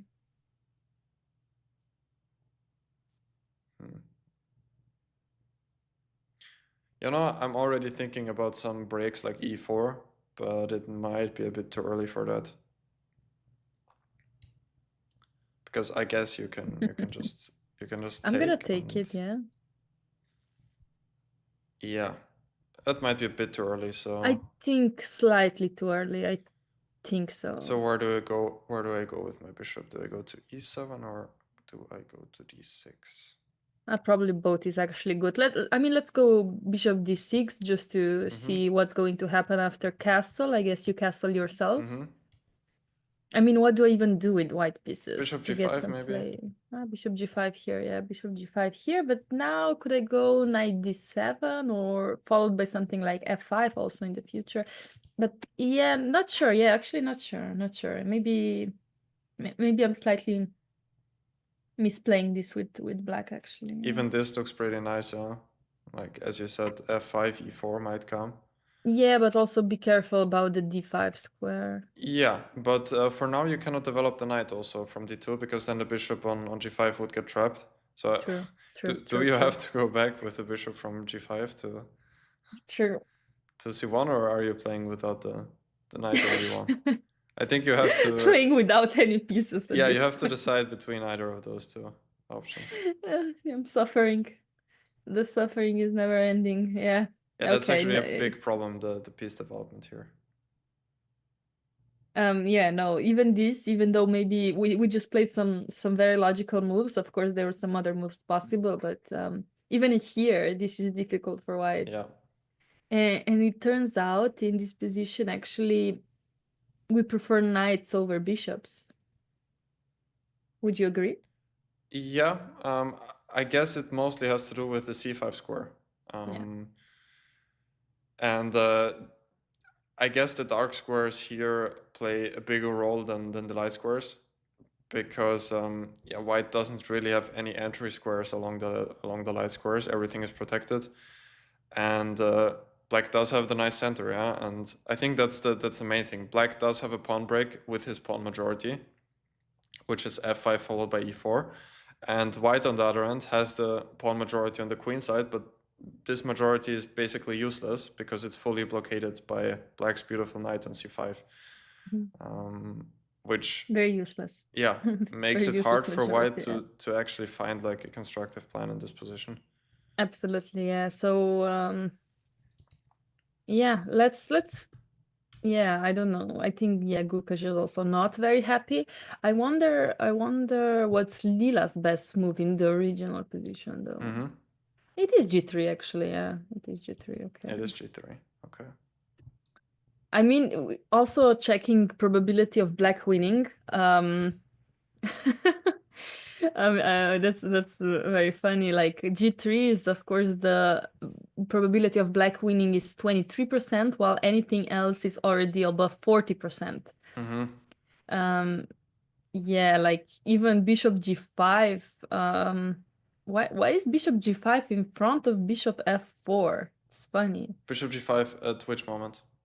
Instead of sorry, in the original position where we played G3, I'm just checking Lila's Lila's ideas, and somehow I don't understand. Okay, she doesn't like any moves. She basically doesn't like anything else but G3. Okay. Knight D2, you could argue it's a second possibility, but anything else she doesn't like. I mean, even G4, it's an option, but she doesn't like it. Okay. So I think G3 is very logical. So after G3, we went knight C5, yeah. But here, maybe let's figure out something else for white. Yeah, you you I suggested went rook rook a2. A2, yeah. What else? Oh wow, Lila would just go bishop G2. And give the exchange, or Um, bishop g2, knight I b3. You think can also so. take on b7, maybe.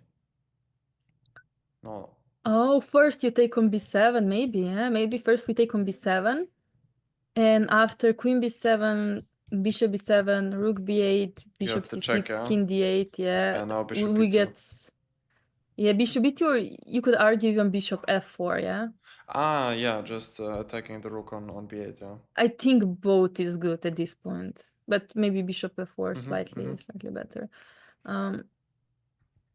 Okay, yeah. Okay, so actually knight b3 is not even a threat after bishop g2. That's very important. Yeah. Because we don't lose the tempo. Yeah, okay. I mean, still, I guess black can and maybe should continue with like e5 and not go knight b3. Of course. And after e5, I think we castle. Yeah, and now, yeah, let's maybe go again to d6.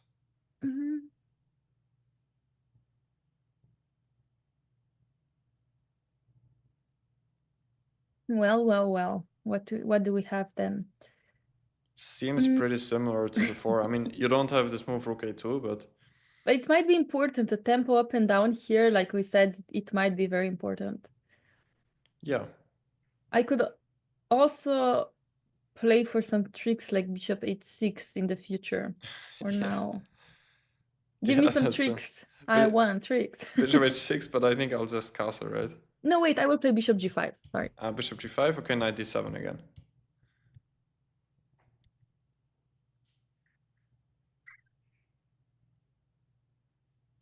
Every move He's a suffering. Yeah, again, you have the problem with the knight on b1. It cannot really develop because knight d2, just h6, and the bishop is most likely to get trapped here. I'm trying to find something. I'm trying to find a play, but it's hard. What if you like bishop g5? Yeah, It's maybe too much, yeah. let's just try maybe knight d2 here. Mm-hmm. I guess short Yes. castle. Yes, let's do that. And now I want my knight to reach e4. So I'll try this kind of typical idea with g4 here. Okay. Now we're getting somewhere.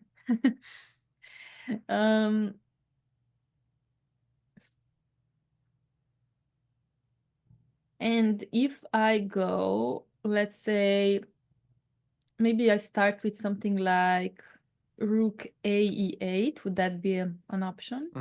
Yeah, my idea was to just get g5, then you have to go to d7. Yes. And now knight e4, maybe. And now after 94, you're saying that... At least I traded Yeah, this knight, okay. queen e4, knight c5, and now I don't know where I'm going, maybe to e2 back. You could go to d5, maybe, as well. I was worried But, about the d3 pawn, but oh, nah. you could also take on b7, but Maybe it's not good enough. Yeah, so let's go back to e2, e2 most, maybe. or to f.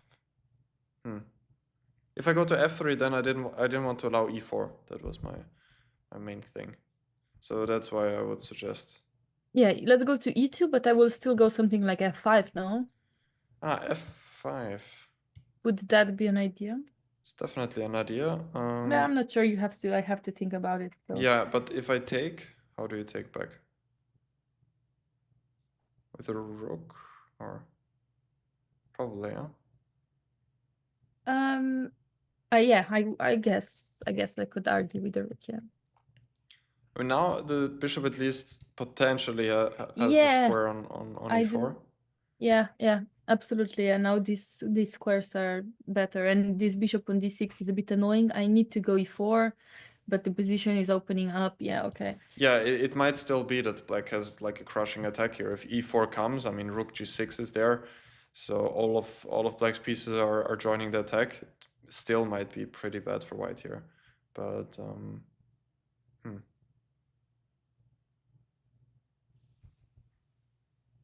It's very unpleasant somehow. Yeah. No, the position in general, in the original position, is very unpleasant, and so many calculations to be made. But however, yeah, you could argue that here we're getting somewhere with white pieces. Arguably, yeah, but... And that's important. That's the plan. Like, I don't really need to be better. I just need to get somewhere. Yeah, with my pieces. I guess there's also a point in not going knight e4 right away, but maybe queen e2 first, so that when I go knight e4, I can recapture with the bishop. That might be a better idea. Okay. No, like honestly, these are not really my type of positions because I easily blunder, as you guys seen. I easily blunder some things very, very fast, especially in fast calculations. So g4, very, very nice plan by Felix. I like it. That's why maybe also Gukesh is considering playing it immediately. Yeah, that's from the start. That's an option. Yeah, definitely. Also, it might like throw off thing a little bit, even though of course g4 is extremely risky to play it right away without having any of the minor pieces developed. But we could argue this is Gukesh's style somehow. Yeah, he likes to play g4 in general. Yeah, you could say that. Yeah, I mean, I would say Gukesh in general is quite an aggressive player. So the only question that begs to be answered is who is actually attacking here, because yeah, g4 looks like it's an attacking move, but it's actually black's pieces who are already developed. So fair, very fair. Yeah, that's a very good argument. It's almost like a defensive move, you would say, yeah, and to protect all the squares. around the king side, because that's important for the development. Also, it allows bishop g5 to happen later in the game. And then after the knight moves to d7, it is not trapped on g5, as it can go to h4 and g3. Yeah.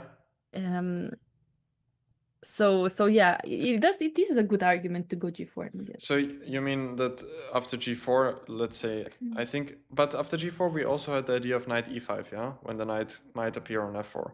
No, I agree. So that's, I don't like g4, but I'm just trying to make an argument that yeah, it's a very interesting way to play. It is a good argument. Like, but let's say we have the same like before, as you pointed out. Now white does have this extra move g4, which anyway we wanted to make in the other position as well. Now I'm just thinking, we had the move g3, right? Knight c5. Yeah. And now we had bishop g2. Can I go with black also queen e5 check? Because you will have to move the king. Okay, let me get. We have so many sidelines here, so I'm just gonna get to that position. Okay, queen e5 immediately. And then I just want to go back with the queen. Just let's just show. So queen e2 is not possible because of knight d3, eh? Yeah. That's very adorable. But I'm not really afraid of king f1, no? A king f1. But if king f1, I go back to c7 and then I just go e5. And I'm arguing that, yeah, your king would be better castle than on f1. Which is a fair point. Why is chess so hard sometimes, yeah? I mean, again, you could be arguing that, but how do you get your king out? Do you have to go king g1 h2 or? No, I'm trying to use some tricks now. I'm trying to go bishop f4, e5, bishop e5 somehow, yeah, you know, I just... and I thought you can do that also, but with king d1 after queen e5. Okay, you want to go king because d1. now your idea works, yeah? Queen c7, bishop f4, e5, and now you can take and go rook e1. I really don't like my king on d1, but okay. But now at least I felt like your pieces might come out, yeah? Like black will not manage to get e5, I think. Bishop f4 will come with the tempo. Which is important. This is very important, I agree. Yeah. And suddenly, even though we have the king on d1, the development is working and white is doing well, as long as white's king is not attacked on d1. Which, thanks to this b5, c4, d3 pawn structure, it cannot be. So I'm happy about that. Yeah, the king is surprisingly safe on d1 here. Yeah. Very safe there. Okay, yeah. So I mean, queen e5 is a very good example, but I think it's too slow. Yeah. Even for black. Yeah, I agree. But yes, something that has to be checked, of course, in Gukash's calculation. I mean, you could also argue that Gukash or Dink, sorry, will not play knight c5 immediately. Yeah. But I don't think so. I think knight c5 is very likely to happen. Okay. I guess so, yeah. I think in general his plan will be just to get knight c5, e5, and then bishop d6, unless he sees something concrete with knight e5. Yeah. Somebody said after bishop g2, queen e5, king d1, queen c7, which you don't usually want to go queen c7. But bishop f4, e5, takes, rook e1, and let's say knight f e4. Yeah, but that's a good point. It is a very good point, because if we take d takes e4, suddenly this d3 will be very powerful. So maybe I can go knight d2 first, after knight f e4. Yeah, you could. What can I do now? I was hoping I could have some knight c3 check, but somehow I don't. Yeah, I just go to c2, yeah. It's very safe. So I would have to... What would I have to do? f5, yeah? I guess f5, but now I take, and now you don't have d3 anymore, because I can take on f5 and you're pinned down. Yeah. Good. But Yeah, yeah, so chess is complicated. fair point. Yeah, this should have been mentioned. Yeah, knight fe4, and it seems Yeah. like knight d2 is quite important since, as you pointed out, Laura, d takes e4, d3 looks pretty unpleasant. Yeah. Yeah. Yeah, absolutely. But again, like if as black you go queen e5 and after king d1 you have to return back with the queen, and if the king is very safe on d1, there's no argument to do that, I think, right? Probably.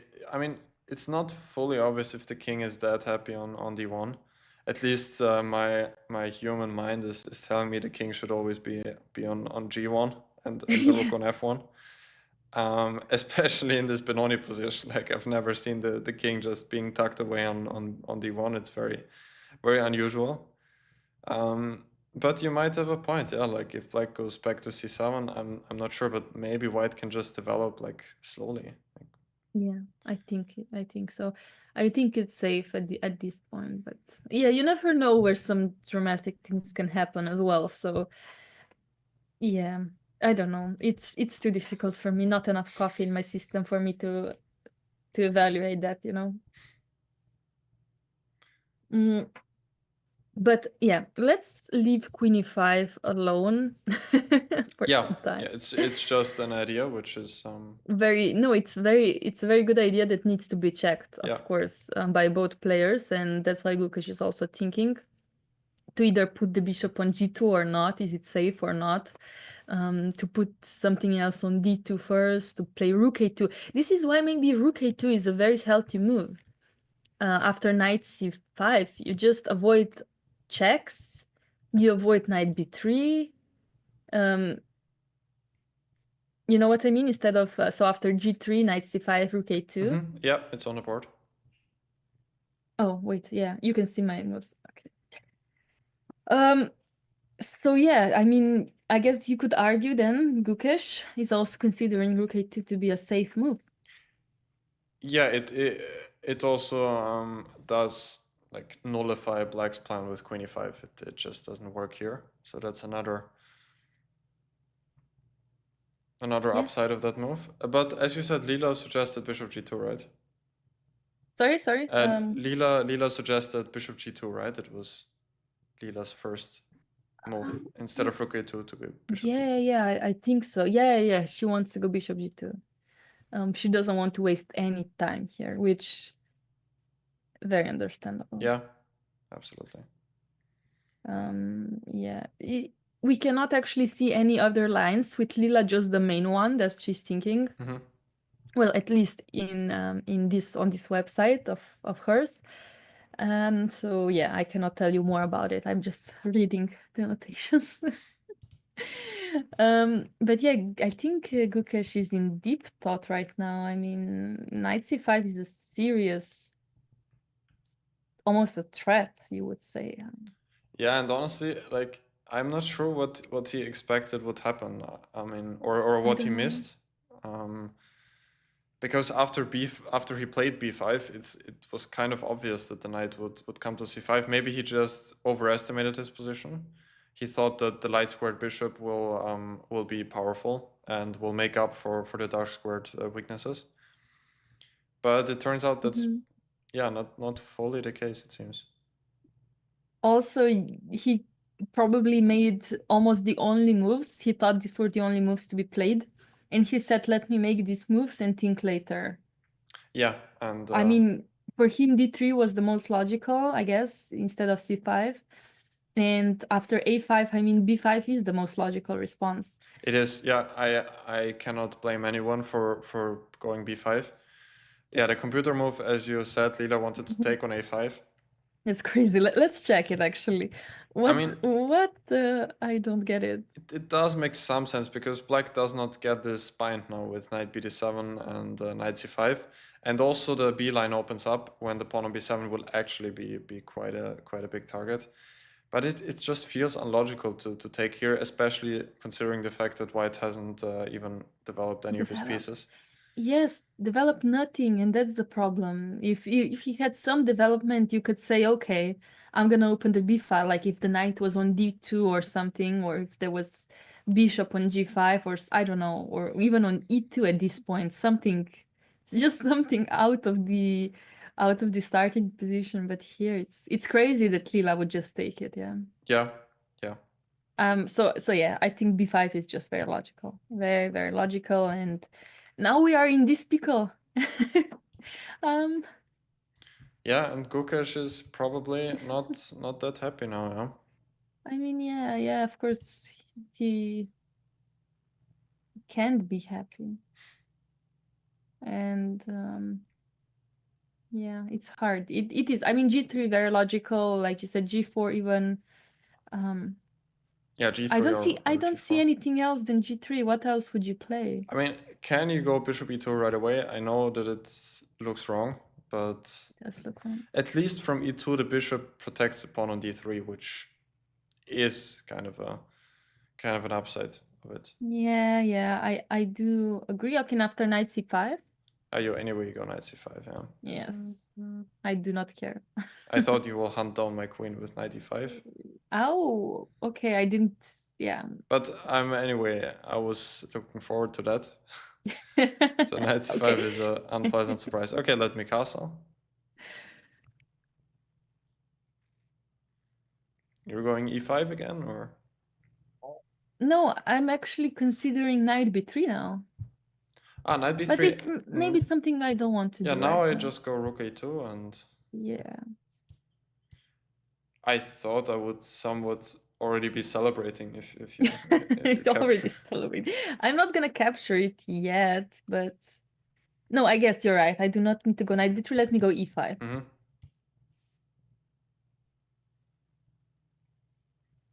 Yeah, bishop g5 is again the same issue. You just go back to d7. Yeah.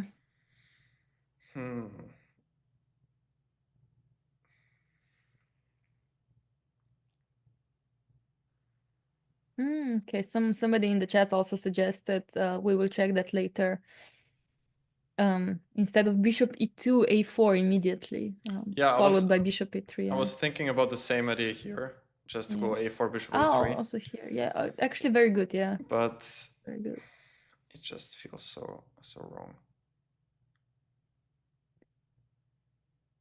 Black has so many ideas. So many ideas, but if he's not fast enough, I think white is fine. If I just go bishop d6, allow bishop a3, and now I don't know, maybe even knight fd7 to be able to recapture with the knight.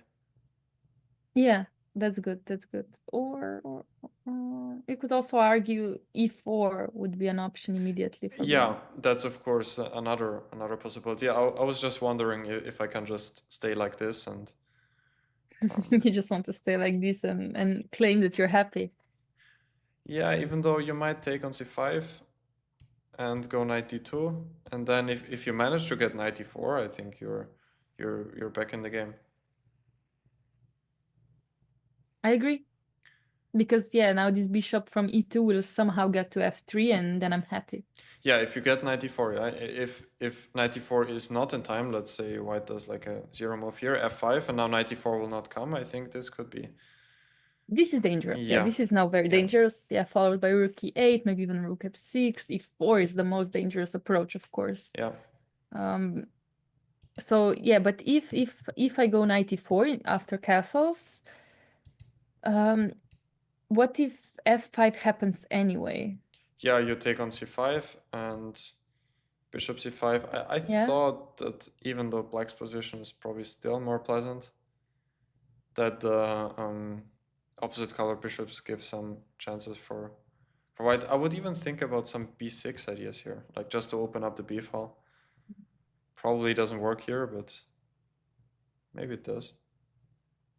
And after bishop b6? Yeah, now just rook b1. And now you cannot move the bishop, and I want to go rook b5 next. Oh, you're going rook b5. Ouch. Ouch. Okay, so if I go something like very defensive, like rook b8, rook a b8. Yeah, maybe you're in time to consolidate again. Yeah, go back to c5. Are you c5. rook b5? Bishop c5, I have queen d5, so. Yeah, queen d5, yeah. And otherwise I'll go rook b1 next. Even c5 might be a big threat already. Yeah, okay, you have a point. Yeah, maybe instead of rook b8, I should go rook f7. But that does something again I do not want to do. Rook f7, yeah. Yeah, rook f7, the idea is, of course, that bishop c5 works. But then I don't have b6, I don't know. This is hard. Chess is hard. Yeah, This is this difficult. might still work, yeah. But you're right. I mean, this gives a lot of chances for white because now there are no knights on the board anymore, and we do have opposite color bishops, even though it's still dangerous. I think this does give white nice chances. Especially, I like this b6. I love it, in fact. I don't care about my pawn as long as I get my rook to b5 and um, and I'm annoying to my opponent Yeah, for that. yeah. I mean, you probably also don't have to go for that. Like, you could also think about getting the bishop to f3 somehow. Not sure if white is in time. But whenever the bishop appears on f3 or even on d5, it seems like white should be somewhat okay. Even though, of course, still black always has the idea with rook e8 and d4. When the bishop is on d5, it seems like white is somewhat active. Yeah. Okay. So So a4, yeah. was one idea. Let's go a4 immediately. Yeah. We have so many signed lines here. I'm so confused, we're lost. I'm lost in all these files. Especially it's only move 10 and both players now Gukesh is in a huge thing. In fact, he has 59 minutes. Does that mean he's spending almost an hour for his move? Yeah. Is that correct? And the players are finally catching up on time again. What is going on today? It's a weird day today. Yeah. 55 minutes, I think, spent by Gukesh on this move. Yeah, it's so surprising. Like when Ding was spending that much time for his fourth and fifth move, I thought that he will not survive for long, because it also kind of means that he's not feeling well and that he's lacking confidence if he's spending that much time on his moves. But now all of a sudden the game has totally turned around. Gukesh is thinking for so long as well. So now anything can happen in the game. Absolutely. In fact, yeah, I don't know how things are turning around so quickly. I mean, I was so worried about Ding, especially thinking for fourth move, knight f6, and now suddenly we have this beautiful knight c5. I mean, yeah, I don't know. I don't know what's going on. Chess is hard. This is the only argument I can find today. But okay, let's do check a4 on 11th move. Are we going knight c5 anyway, or are we going e5?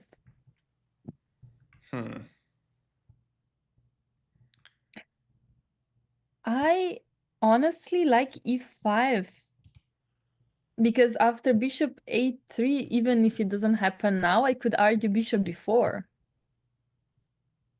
I don't know if it works, but it's cute. Yeah, that's one idea, yeah. Because white probably doesn't want to take the pawn. I would say so. He doesn't want to take the bishop, because now a4 is also weak, knight c5 is coming. Knight c5, yeah. Exactly, knight c5, yeah. I mean, a4 right away, again, it feels like white really wants to get his king to safety. And a4 just doesn't help with that. Not natural. No, not natural. It would be more natural to do it like after g3, bishop g2, or after bishop e2, short castle. Yeah. Yeah, and Laurie, you made a great point. The bishop b4 move is one one possible issue with this.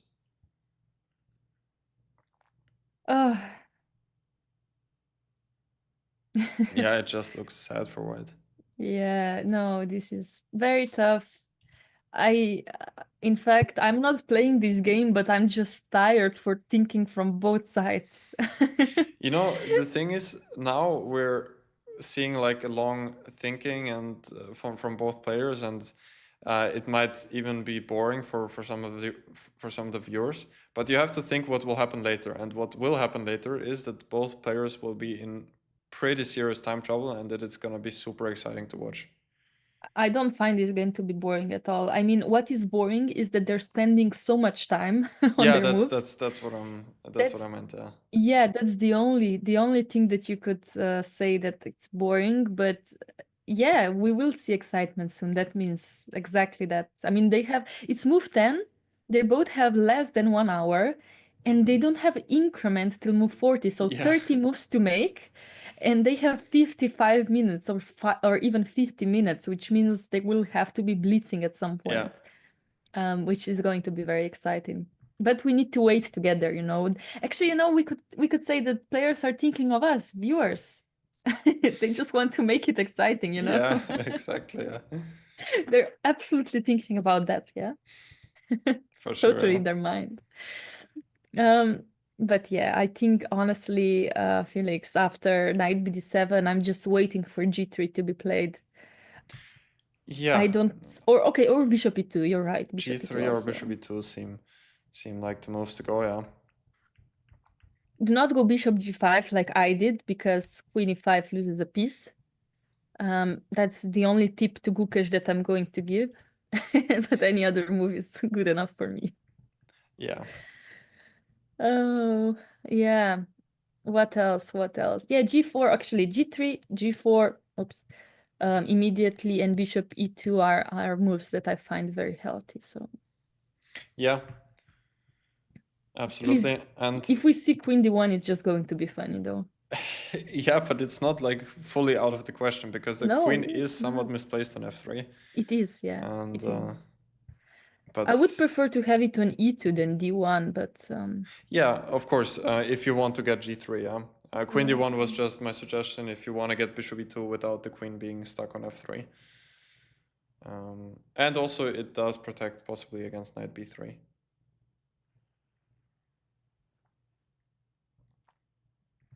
But Yeah, wow. They just decided to use this match as preparation for the Blitz World Championship in a few weeks. Yeah. Basically, are they both playing actually? I think Dink said no. Gukesh said he will consider after this match, Yeah, of depends how course, it yeah. turns out. That actually his team just put him on the list, but I think Dink said he's not going to play. Yeah, fair enough. G3! G3 has been played. Yay! Okay, we have an update. And we're gonna see a fast response by Dink, right? Hopefully. Yeah, Knight knight c5 c5. right Yeah, away. very nice. Good job, Dink. You're Yeah, catching up. Ding is now back in action. I like to see it. Oh, wow. 1 hour for G3. That's crazy, right? He spent 1 hour for G3. Yeah. Yes, he did. Crazy. I don't know what's happening. This is a weird Sunday happening. Yeah, absolutely. Yeah. Weird numbers today. Yeah, but okay, G3, knight C5, and Gukesh decided, of course, after playing G3 to get away from the board. As Yeah, I think this probably is very he. correct. Yeah, 1 hour of thinking, of pure thinking, does require maybe a small break. Yeah. Wow, no, yeah, not a small break, yeah. Some snacks, some coffee, Yeah. some water. Maybe some sugar directly, Yeah.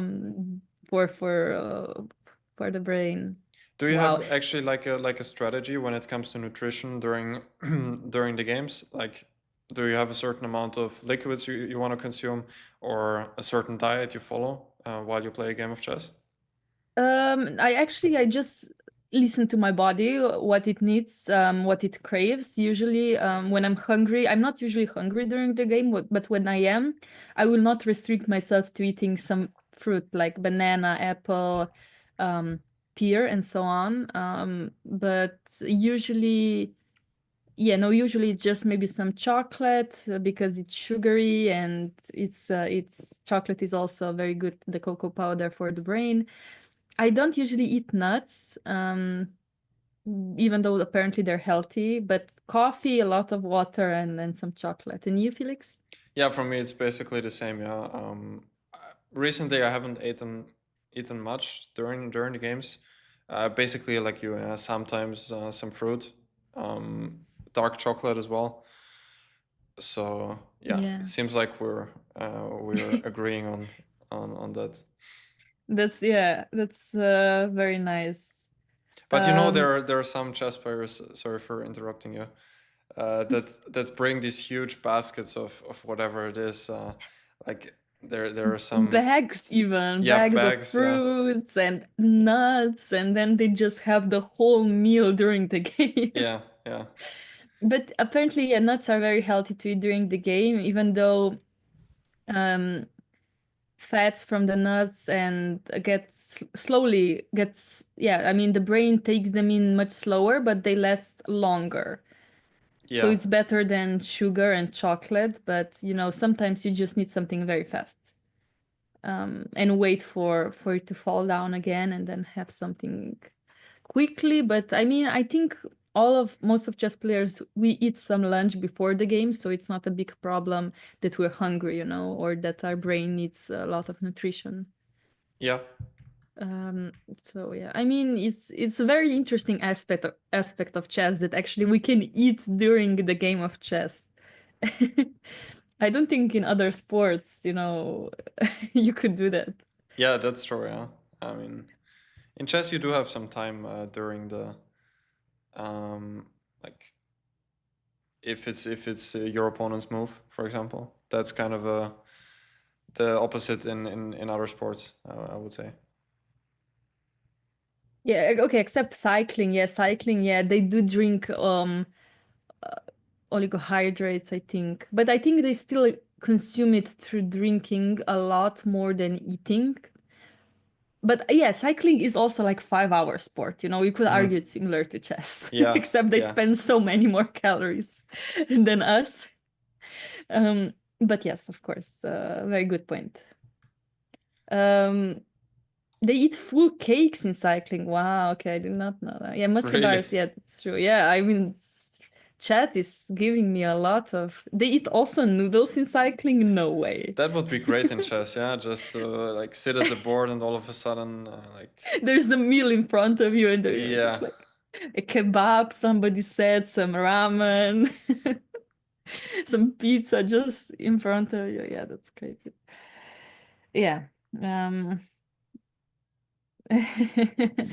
no, but of course, I feel like also eating during the game, it's not for me because chess is very stressful sometimes, and when you're stressed, you avoid eating, yeah.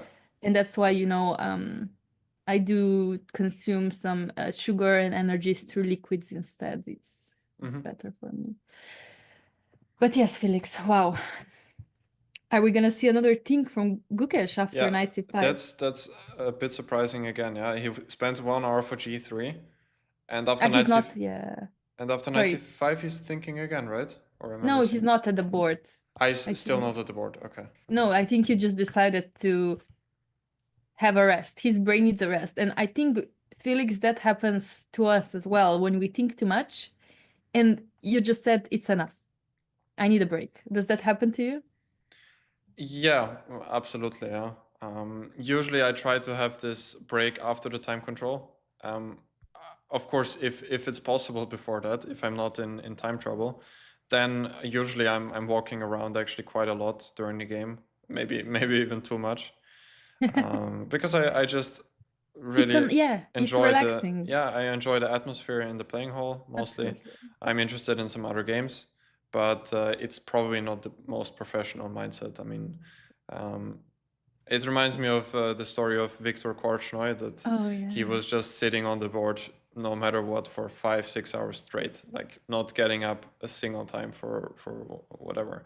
Yeah, and also I don't know exactly which chess player, grandmaster it was, but he was always at the board, except when he was winning, he stood up, and that's when you knew it was over, when he stood up. Yeah, I it can't rings a bell. Yeah, remember. it Yeah, I rings a can't bell. remember who it was, but I remember this story, and I was like, wow, I want to be that, When Yeah. I stand up, it's over. But of course, no, I think it is a professional mindset. I think all grandmasters walk during the game, not only to check other games, but mostly to relax and take a break from their own thinking, which Yeah. is very important. You need to spend your energy correctly during a very long game of chess. So yeah, that's why I'm a bit worried for both players. I mean, it's only move 10, 11. No, actually it's 30 now. No, which move is it? It's 12, yeah? Now it's Gukesh's 12th move, yeah. It will be Gukesh's 12 move, yeah? And he played did play bishop bishop g2, yeah. Now he's back at the board, bishop g2 immediately, of course. Lila suggestion, but I'm worried because they spend a lot of energy already in first 12 moves. Do they have anything left for the next 30 plus moves?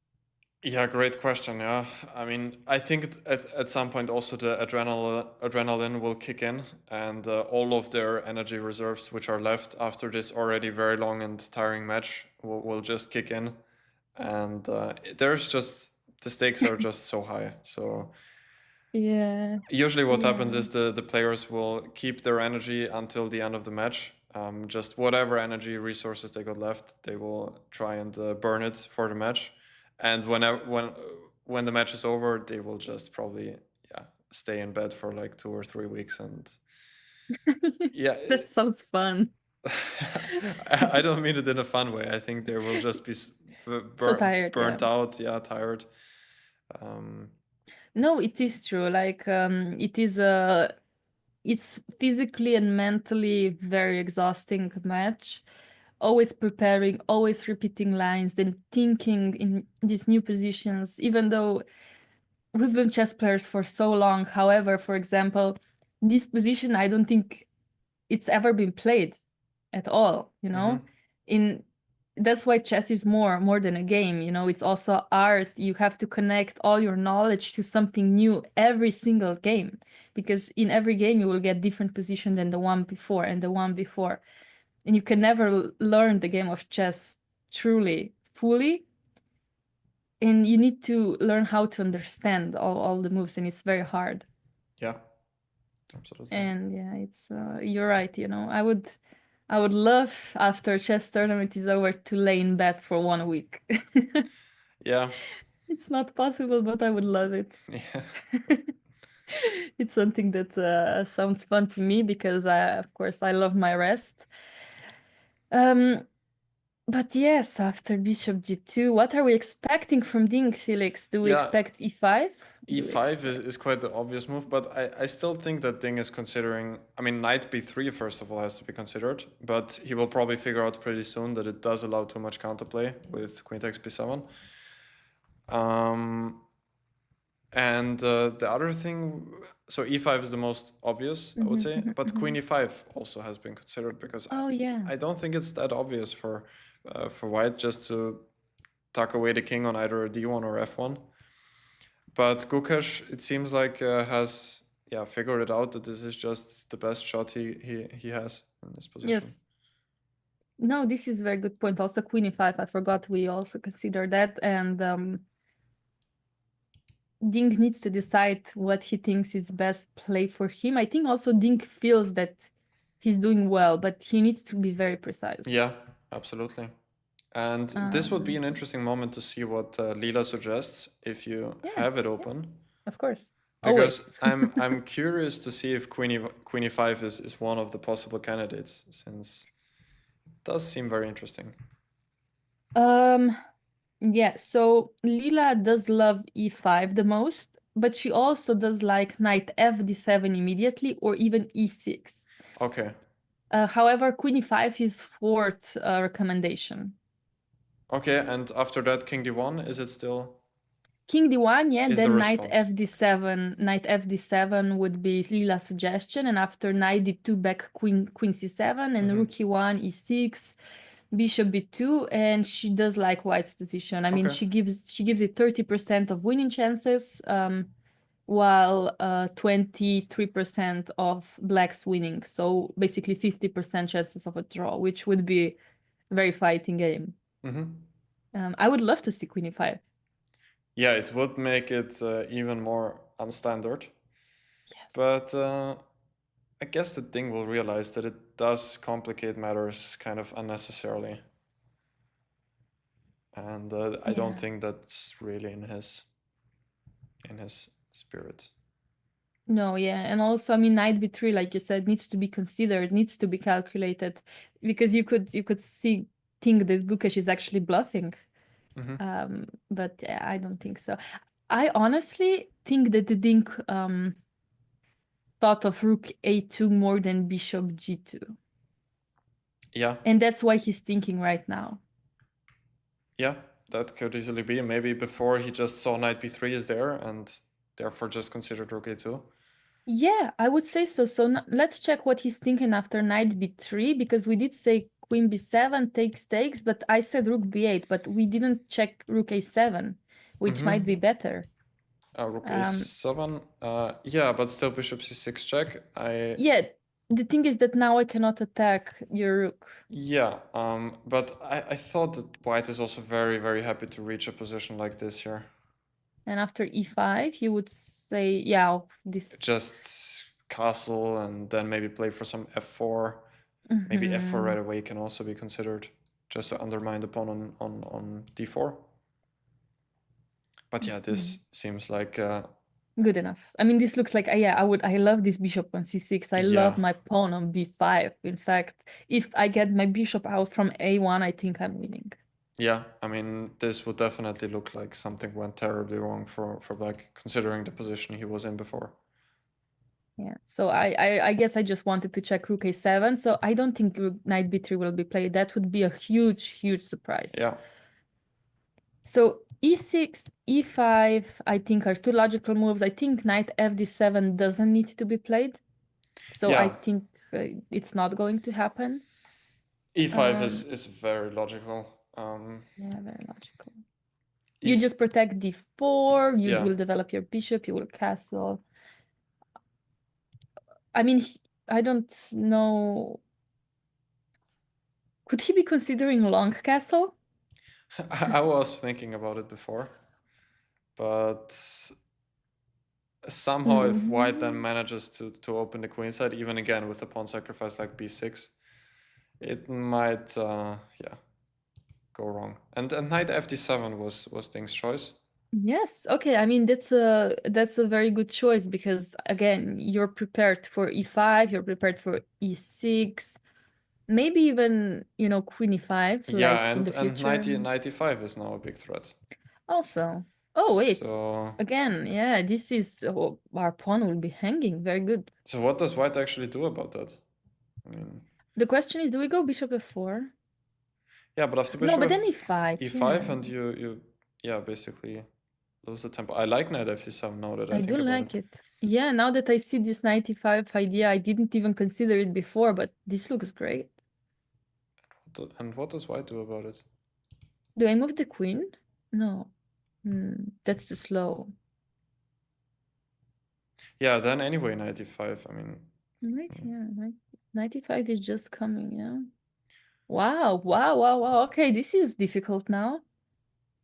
yeah. Crazy. Okay, I mean, I could say that I wanted to say that I could castle and after knight e5 play something like queen f4. Yeah, that's a good idea. But after, I don't know, after rook d8, rook d1, I'm not sure. I'm not sure. But Yeah. it's possible. What are you going to play after queen f4? Yeah, rook d8, rook d1 is of course a thing. Again, many complications. Let me try something funny. I'll go rook d8, rook d1, and now I'll go h6. Rook d8, rook d1, h6. Huh. You think you're funny, huh? I think I am, yeah. I cannot hide the fact. I will go g4, I think. And if I go g5, you will go I will back go to queen g3. g3. Yeah, I'm going queen g3. Yeah.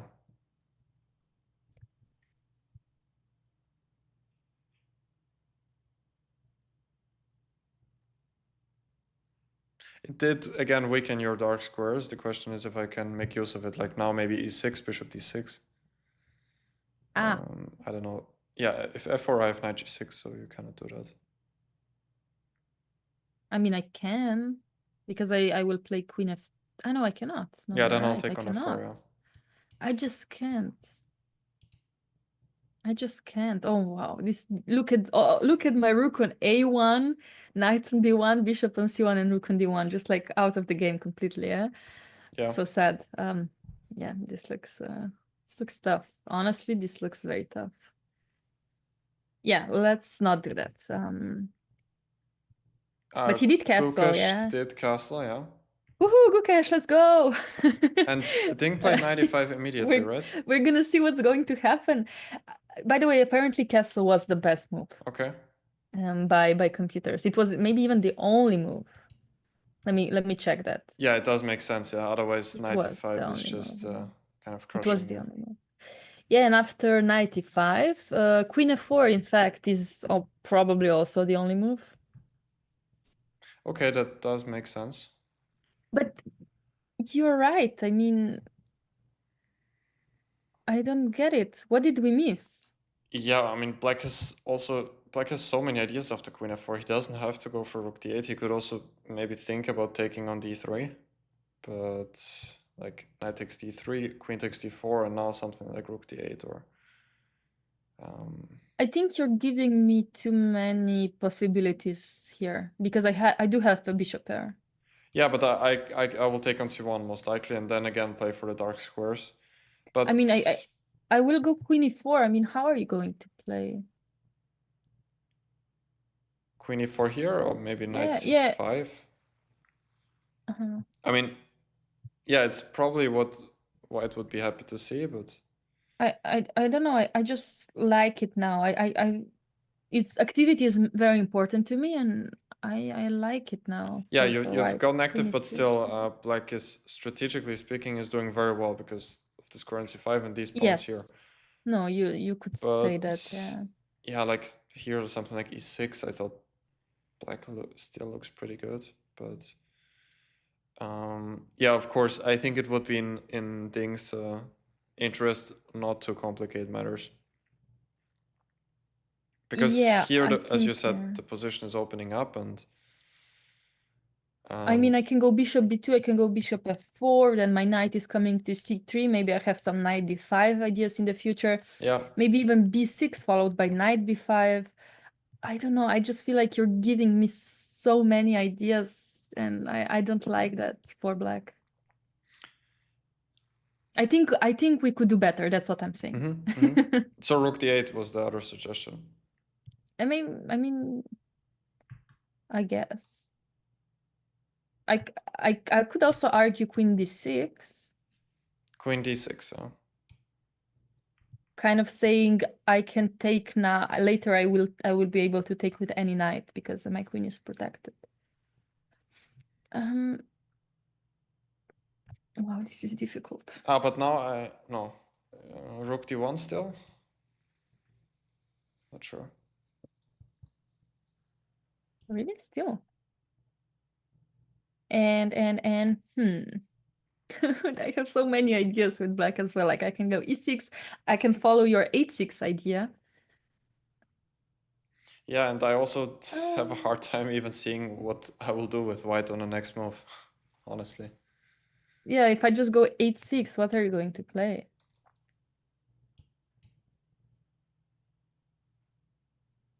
This is hard.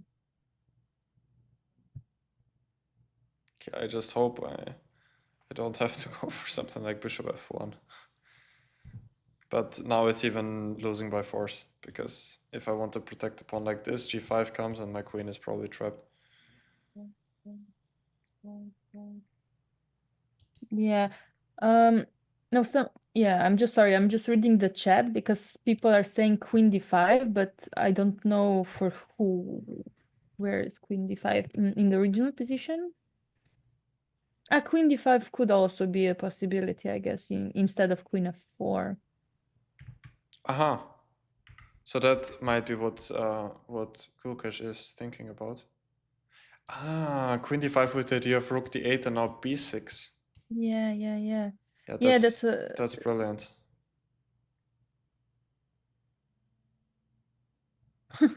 So yeah, rook d8 b6. Yeah, that's cute. That's very adorable. Ah, okay, okay. That makes also things. Queen f4 though. Queen f4 is what Kukash played. But very good spot by chat. Queen d5 is very interesting. Yeah. Maybe more dramatic. Still, it looks so hard to play for white somehow. Black has so many interesting options here. Yeah, but yeah, Queen f4, basically, I like Queen d6, but also Rook d8 is so natural. Yeah. I really don't want to take here. I don't want to. I want to check Lila's suggestion. If even taking on d6 is an, sorry, d3 is an option, but I don't know. Lila also No, doesn't like it as much. G6 could also be an idea. Yes, it is. I don't know what is Lila's favorite choice, but I also like G6 here. In fact, Lila also likes g6. I mean, she does prefer Rook d8. However, g6, it's her second suggestion. I wanna check it. And after Queen d4, Bishop g7, yeah? Yeah. And you're just saying, whoopla. Yeah, it looks. Honestly, I don't even see what white can do it. I mean, I go King h1 first. King h1, and if I just castle? Yeah, now I need to think about playing Bishop b2. And I still don't have any discoveries yet. You don't have discoveries, but you can take on d3 now, though, right? Yeah. It looks really bad for white. But I can go b6 and like try. You're hanging on somehow, yeah? Rook d8 is things move. It is logical. The Rook d8 is very logical, and I guess now we're gonna see how white will play after Rook d8. Do we have to go Rook d1, and do we have something else? I guess white could throw in b6 as well, but it might make things only worse. I'm not sure. Yeah, you're right. b6. We could throw in b6. But then Queen d6 and what then? I have no idea. This is a wild game. Yeah. I'm sorry, but look at Black's development. The bishop is still on f8, king is on e8. There's two knights in the center, e5 and c5. Pawn on d4, both knights attacking d3. White has not developed any piece on the queen side. He managed to castle though, so at least that. Oh my, this is very well positioned. Wow. I think both players are under some pressure now. Yeah, especially if you look at the clock. What else? What else? I think Rook d1 is very logical.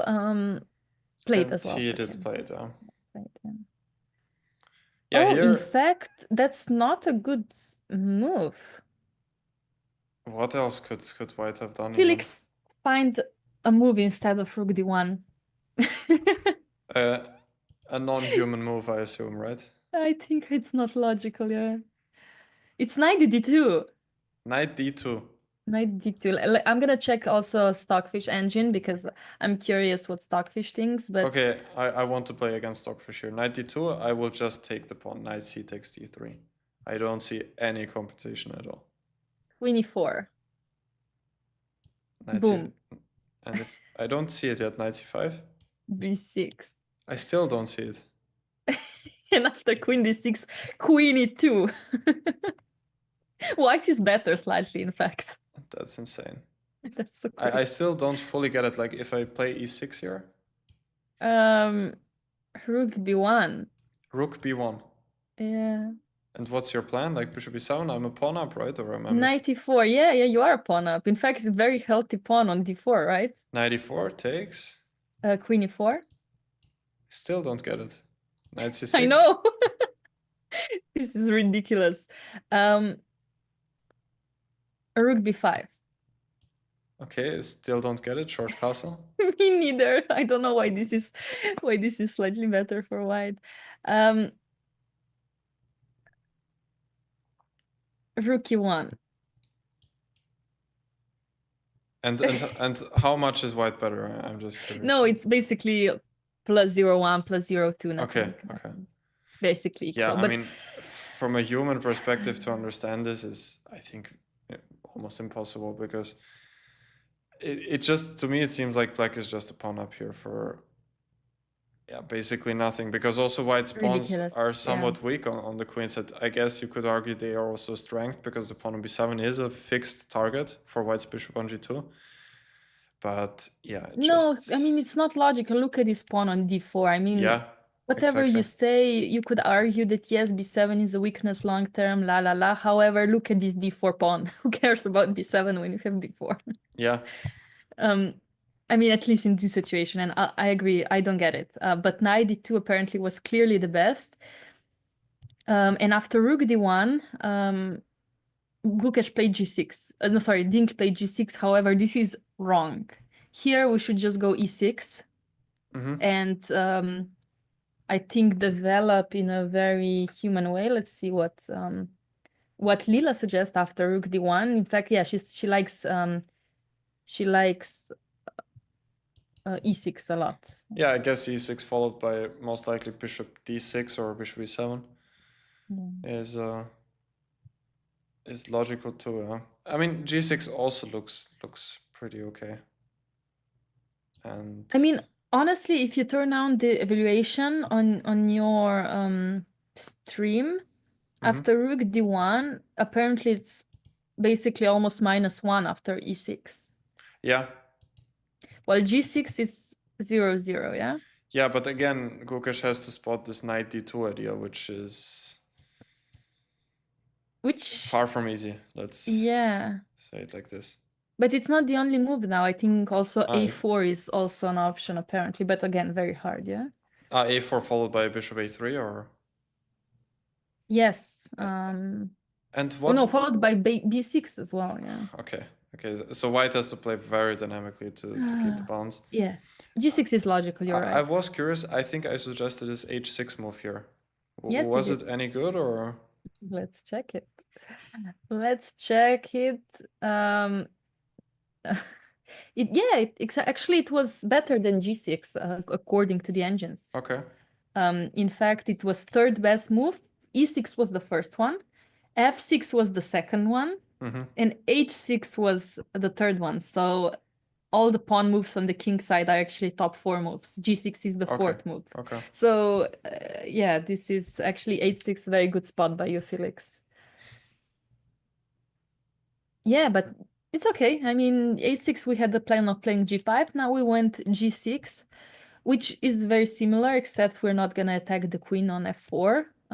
That's why it's also slightly worse. That was more dynamic.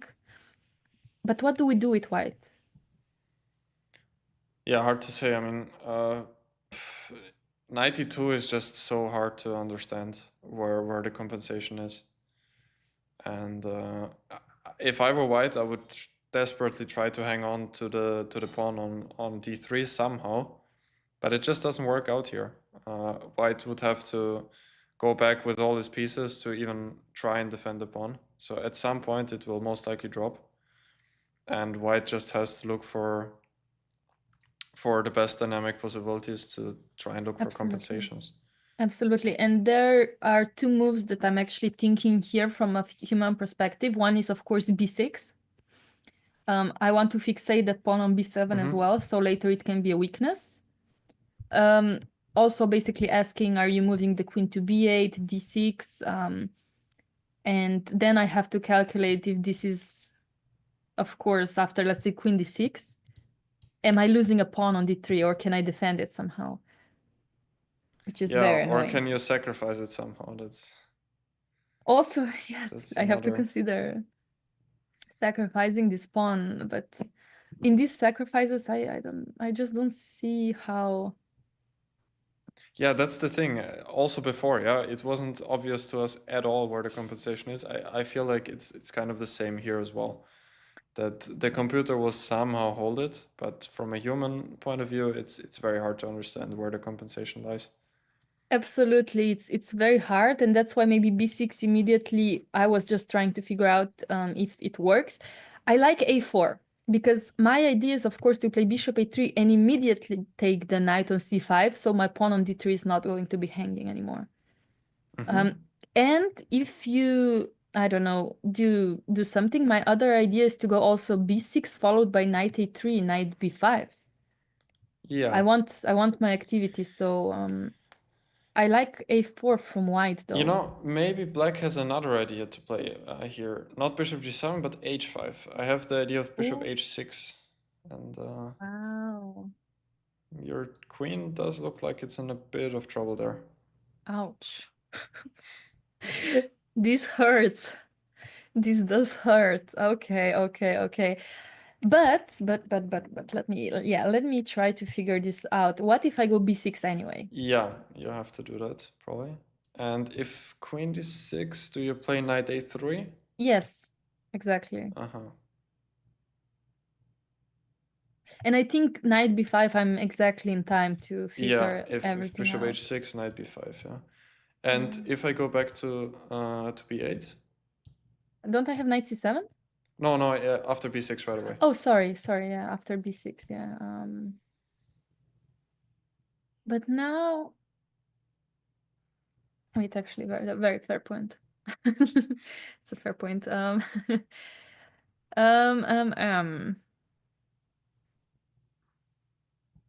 This is tough. I was thinking that I could still go knight a3, and after bishop h6, I could take queen h6. Yeah, this was also not entirely clear, yeah. I just don't understand what's happening though. Yeah, I mean d3 is still hanging, but yeah, white does have some play, huh? Yeah, I do, but I don't.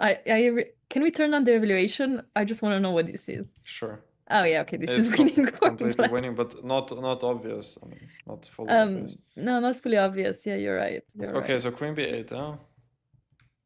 Queen b8. Yeah, very good. Very good.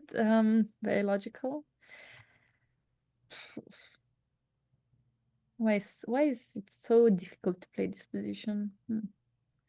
Yeah, person in the chat is pointing out that Anish Giri says that g6 is bad because the bishop gives up control of the c5 square if it moves to g7. That's a great point, yeah, but I think most likely it matters if a piece can capture the knight on c5. Then the bishop would most likely like to take back from f8.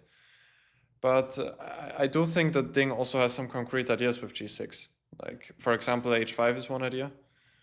And also the bishop can be very useful on this diagonal. If, as we saw before, white sacrifices the pawn on d3 or just loses it, then the diagonal might just open up. So yeah, Anish of course has a great point as well. But yeah, but this is a different plan, which also is completely opposite of what would be played if e6 was played. Yeah, exactly. Yeah. So both moves are makes kind of sense. Yeah. different plans, and both have their arguments, I would say. Um, yeah, and can we just consider this position after queen b8? I still go knight a3. Knight a3. Let's say bishop h6. I will go queen h4. Yeah, that's of course the square you have left. And okay, I'll take on c1. Rook a c1. Yes. Knight Rook h1. Knight d takes e5.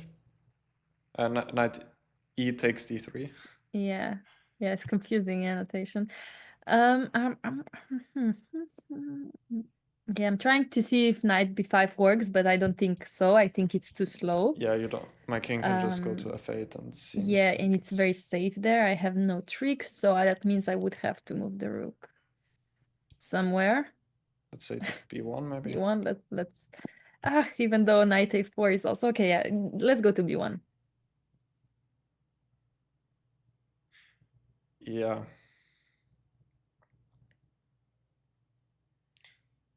Yeah, and we could argue rook b5 is coming. Mm-hmm. I don't understand this position though. And if I go knight b4, I am dropping some pawns maybe, but still I thought it might be good for black. Yeah, after rook d4. Yeah, rook d4. I thought I could maybe castle here. And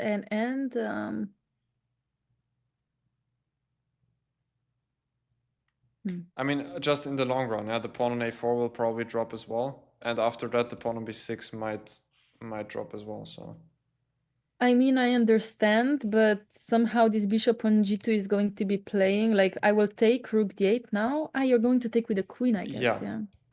You're going to take with the queen. Okay, so I'm not gonna take on d8 immediately. I will go rook bd1.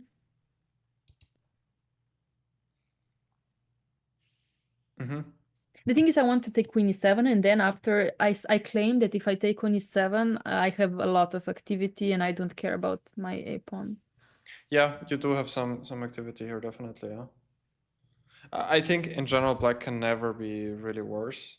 That's kind of my intuition, but like, I guess most likely you will be able to capture on a4 and then on b6. Even if you're dropping e7 and b7, then it's most likely to be equal. I don't know, just This my... is a very dramatic position. No, yeah, you are right. This is tough though. This is very tough. However, actually, I will just check the variation. But Yeah, I Kukish mean is still thinking, and is he at 25 minutes? Oh. And he has, I mean, he has to make one move per minute, basically, for the rest of the game. No way, yeah, because it's move 15, there are 25 moves to go. And he has 25 minutes. Yeah. This is going to be so dramatic. Oh, wow. Also, he needs to figure out a move. It's hard to figure out the move after g6. Yeah, it's really hard, yeah, to find something which is even remotely playable here. Oh my god. So, this is crazy.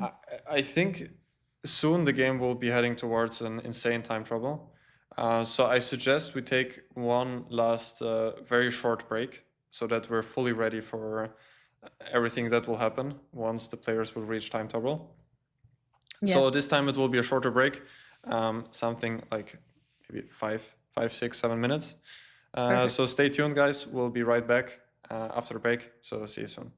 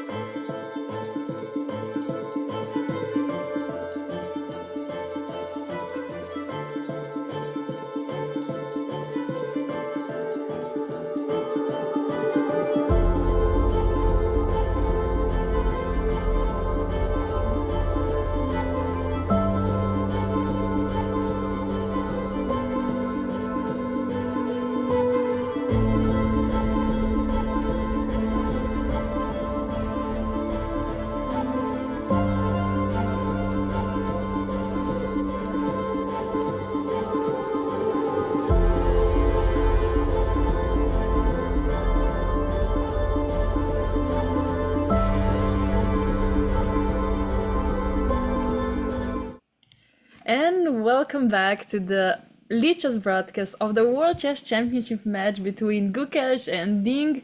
Today we have game 11 happening, very, very dramatic game. And oh my, Felix, what happened? We have a4 by Gukesh, right? Yeah, Kukash did make a move. Still, he has 23 minutes on the clock, which I think is just absolutely insane. We've only seen 16 moves so far, so he has to make 24 more moves. He basically has to play, he has 1 minute per move, maybe even a bit less for the rest of the game. While for Ding, it's also not looking much better, but still, currently he has 10 minutes more than Gukesh. And we've thought before, even though the eval bar indicates that the position is balanced, we thought that it's very hard for White to handle this weak pawn on d3. Exactly, yeah. I mean, computer didn't like g6 because this a4, b6, knight a3 counterplay. However, Gukesh did find a4. I did also think that was the most logical response because finally I need some counterplay. Yeah, and It's as you said, yeah, b6 followed by knight a3, b5 is definitely the best practical shot which White can give it here. Yes, and I actually wonder what's the best move. H5 is actually the best move for Black, Felix. Ah, it is. Good job. In fact, might be clearly the best move. Okay. So if Ding is not accurate, it could still go in the other direction, right? Absolutely, yeah. I mean, for example, Lila just wants to play rook d7 if not h5, which is like, what? Yeah. I don't get it. And you have to explain me one thing. I might sound like a complete beginner now, but you have to explain the word sassy to me. Why is the engine called sassy? I don't know. Please, chat, explain. Please. We're kind of it's by now it's kind of embarrassing to ask that, I feel like, but I need someone to explain it to me. I mean, is it called Sisi or Sassy? I'm not sure at all how it's pronounced, and also that's completely different engine, yeah? It is a different engine, or I think it's completely different engine, but please, Okay. if chat, please correct me if I'm wrong. Because I heard even Magnus using that word, and somehow I feel like I'm missing something here. Me too, but I'm not good with engines, so I just know Lila and I know Stockfish, and basically that's where it stops for me. So this is where we need Matthew, yeah? So someone in the chat pointed out Sassy is a supercomputer running Stockfish, the Norwegian supercomputer that usually Okay. that usually follows Magnus's games. Okay, Yeah, and is it like public, so everyone can? Probably, yeah. If it runs Stockfish, it must be public because I think Stockfish is also a free source engine, if I'm correct. So Okay, Sassy is just Stockfish on steroids. I like love that Yeah. explanation. Okay, it's just the nickname of the guy hosting the site. Okay, good. That's cool. Yeah. So Yeah, chat, you saved us. Thank you quite a lot. yeah, I mean, chat is much more educated apparently than we are, so they should be running this stream as well Yeah. with these good comments. They're always welcome, so that's great. And wow, We Ding see played h5. h5. Yeah. Gee, what is this game? I am impressed. I'm very impressed. Oh wow. Yeah, me too, and I'm also excited. Yeah, like so many things can happen here. And also we could check the CC's analysis now. I'm probably again pronouncing it wrong. I will learn that for the next stream, how to pronounce this supercomputer's name. But after h5, somebody said that there's a very weird line followed by is it b6, or let's see what Lila is thinking. Lila is also thinking about b6, yeah, b6, queen b8, and then queen d2, attacking a5. Okay, let's check that. Queen d2 also, I mean, we are attacking a5, and also we are avoiding bishop h6 because we are already protected on this diagonal. I don't know what's going on, but that makes sense. You mean after b6 you were Queen so b8, yeah. queen b8, yeah? Yeah. Yeah. And I go queen d2. Queen apparently. d2. Okay. And basically you're letting knight b3 happen. Wow. You're letting everything happen, yeah? Knight b3, knight d3. I don't understand anything here. Yeah. B6 is on the board. Gukesh, of course, this is a very logical move. However, after queen b8, I would not find queen d2 to be logical. Not at all. Because, okay, of course, I can give d3 pawn. I mean, this pawn will eventually fall. I do not care. However, I do not want to let knight b3 happen. Yeah. What? And what happens after knight b3? You play queen b2, and after knight a1, you go bishop f4. Obviously. Obviously, yeah. Of course. Duh. And bishop g7 just... Yeah, bishop g7 and just knight d2 again, obviously. And short castle, you at some point you will take on a1, I guess. Yeah, and you take rook a1 apparently, and that's good enough. Yeah, I mean, white does have some play. Now the pawn on b7 is actually a target, and queen b5 is coming. This pin is a bit annoying. It is, but as a human, do you play queen d2? If Gukesh plays queen d2, he's not human. No, queen d2 is pretty crazy. I mean, it does... yeah, bishop h6 is quite a big threat after h5. I mean, after h5, b6, queen b8. But to just go back with the queen is very strange. And I just want to ask what happens if I just take the pawn on d3 and not go for the exchange. I mean, my guess was that I would take queen a5. Queen a5, okay. And if, I don't know, bishop g7?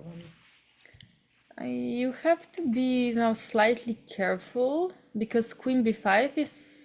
I'll just go with the king to f8. King f8 and now bishop a3 or something, right? Ah, okay, now you're coming out, yeah. And, Yeah, and also my pieces are actually yeah. in some trouble I'm coming out beautifully, in fact. I think this is a very beautiful position for white in a long time. Yeah, and another problem is I cannot take on c1 here because white always has this queen b5 check here. Whoopsie. Yes, let's not do that. But yeah, very good to point that out, of course. I mean, this is crazy. No, I mean, queen d2, it's just insane. Wow. Yeah. And is knight a3 that bad already? Because knight a3 somehow seems a bit more natural. Actually, very good question. Knight a3 is lost after bishop h6. And after queen h4, bishop takes c1, rook a takes c1, and knight e takes d3 like we had before. This is kind of -2. And rook b1, just to continue our analysis, since we were not entirely sure. Exactly. In here we said something like a knight b4, but in fact queen e5. Just protecting e7 and getting ready to castle. Also g5 is just trapping the queen. Oof. Yeah, like rook b5, which was my idea, is just followed by g5. Yeah, very tough. Very tough thing to respond to. Yeah. So Ding is still thinking after b6. Is that the case? Yeah. Yeah, because obviously queen d6 is a very good move. I mean, very good move. It's also a very good suggestion. But it does run into knight a3, b5 now. Or yeah, it is more uncomfortable. However, as I have already the engine running, after knight a3, bishop g7, just knight bishop b5. g7. Yeah, bishop g7, knight b5, queen b6 is just much better for you black. can just take this pawn now. Yeah, I also forgot about that. Just taking it. So queen d6 is also actually quite logical. And what happens here? I mean, there is also now the idea of bishop a3 pinning the knight. But maybe I can just take on d3. I'm not sure. Instead of after b6, queen d6. Bishop a3. Yeah, I think that's the best move by the engine. Yeah, and after bishop h6, just bishop c5, queen c5, and queen e4. Yeah, now white has a lot of counterplay. Yeah. Okay, now I'm turning off the engine. I know nothing anymore. So that's all I checked. I mean, this is very complicated. Yeah. This is very complicated. If you don't know the engine evaluation, it's very hard. It would be funny if you have one option during the game to know the evaluation of a chosen engine. That would be fun. That would make chess a lot of fun. Some might call it fun, others might call it cheating. Oh, really? I didn't think about it. No, imagine the rules are changed and you always have an option to check once. Just the evaluation, not the best move, just the evaluation. Yeah. Like the eval bar, That, no? that would be like a new form of chess, definitely. Yeah. That would be funny. Of course, yeah, that's why he's also thinking right now. I mean, queen d6 is very logical. I would prefer to see queen b8. It looks like to be more... It's harder to approach. Yeah, because if By queen, white. if queen d2 is actually the only move, then Do you think it's the only move? it looked like it. I mean, since knight a3 Ah, yeah, didn't work. he's lost, yeah. What else could be the move? Yeah, like bishop a3 is also probably lost. Yeah, because then somehow. queen b8, bishop a3. Now, if I go bishop h6, you don't take on Yes. c5 with the tempo. Yes, exactly. So I need to go queen h4, and I guess that's very similar to before, right? Somehow, no? Yeah, I'm still not sure what I would do here, but Me neither. maybe can you take on d3? Maybe I can take on d3. With the Still, with the knight, okay. I cannot because rook takes Rook d3. d3. Queen is 7. Yeah, Even the though tricks. even though after rook d3, do I have like an intermediate move like g5? Probably. That's fun. Still not totally clear. No, I do love that. Okay, now this is hard. This is tough. Yeah, but I don't understand why. I don't know, but I think bishop a3 is not that bad actually. Okay. No, bishop a3 is not a terrible move. I just checked the valuation. It's not a bad move, so it's surviving. Just because, yeah, because somehow everything slowly is connecting. We do lose a pawn on d3 though. We do lose it. Yeah. But somehow engine loves the activity of the bishop on g2, I guess. Yeah, that's kind of the only piece that keeps white's play going here. Bishop on g2 is quite strong. Oh my, but we should talk about the time. It's Yeah. move. I was just Which about to move? say that the position starts to 17. matter even less once you start looking at the clock. Yeah, it's move 17 and they both are down to 25, 20 minutes. Yeah. Gukesh is down to 21, Ding is down to 23. 23 moves to make, so it's literally a minute or less per move. Yeah. That Hasn't happened before, I think, at least not in this match, that both sides are in such a big time trouble. And it's exciting at least then. it is exciting. It is exciting. I mean, wow. So I think the engine actually evaluates this position as 0-0. I'm not surprised anymore after everything I've seen today. Yes, that's crazy. But this, how, like, look at, this is 0-0 and this is, look at the, I don't know, it's somebody threw up on the board. Yeah. Yeah, I love this b6 idea, and of course Ding needs to find the best response. I hope to see queen b8. I really hope to see queen b8. Yeah, me too. And hopefully pretty soon. Yeah, Ding, come on, it's time. Need to move.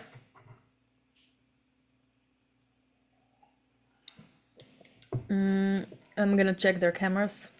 Yeah, that's Who is most worried? I think they're both worried. I think at this time that they're spending, I think they both should be worried. Wow. Yeah, actually, longest time spent was G3 by Gukesh. He spent 1 hour and 17 seconds on Yeah. 11th move G3. Yeah. That's crazy. And of course, fourth move by Ding, knight f6. Yeah, that's still shocking, and I'm really curious what he has to say about it in the press conference. I hope I can't wait. They will talk about it. Yeah. Somehow we're hoping. I do not hope this game to end in a draw. I'm actually predicting a decisive result. I don't know from who, but I'm not predicting a draw. But I do hope that both players show up at the press conference, no matter the result, because their insights are very important. Aren't they also obligated to go there? I think it's part of the contract, because there was this one incident where Magnus Yes, left he didn't, from, yeah. I think it was in the Karyakin match. And then he was fined for that, I think. Oh, he was fined actually. Wow, Yeah. didn't know that. Yeah, because actually it's not the first time I would see not both players show up at the press conference. Maybe not even in Magnus match, even maybe sometimes after. I can't remember, but I did not know it was in the contract. I mean, it should be, yeah, it's part of the championship. I think for the World Championship match it is. For the candidates, I think it's a bit different. I think there it's kind of, if you lose the game, you're not really obligated to go there. Wow, yeah. This is tough. This is such a weird position. Ding is still thinking. I mean, he has two logical moves. Both are dangerous for white. I'm really curious why he hasn't moved and thinks after. Yeah, and he did spend, I think, already 15 minutes for this move. And time is just way more important now in this case. Of course, it's easier to say that for us, but he's below 20 minutes now, and it's getting serious. Oh, wow. I mean, we can actually, we don't need to predict what's going to be the score. We can predict who's going to lose on time. Yeah, today. we might see that. Yeah, This might be a prediction. Yeah, this might be a good prediction for today. And we see moves: Queen d6, Bishop a3, and Bishop h6 is on the board. And you were saying here that Gukesh can take on c5 and then go Queen e4, right? Yes, I'm disappointed. Yeah, Queen b8 would have been maybe a bit more testing than Queen d6, but I think that both moves are objectively okay, right? No, they are, of course, yeah. I mean, but here it makes Gukesh's life a lot easier, because I think Bishop takes c5 should be played. It's not even the only move somehow. Also, Queen h4 is not bad. Okay. But I think Bishop c5 will be played, yes, as it is. Followed by Queen c5 and Queen e4. Yeah, this is going to be bliss out. And it's move 20, and they caught up somehow to some time. Yeah. Still 20 moves. 20 moves, yeah. But now what do we do, Felix, after Queen e4? Yeah, the pawn on b7 is hanging, so... Do we take on b6?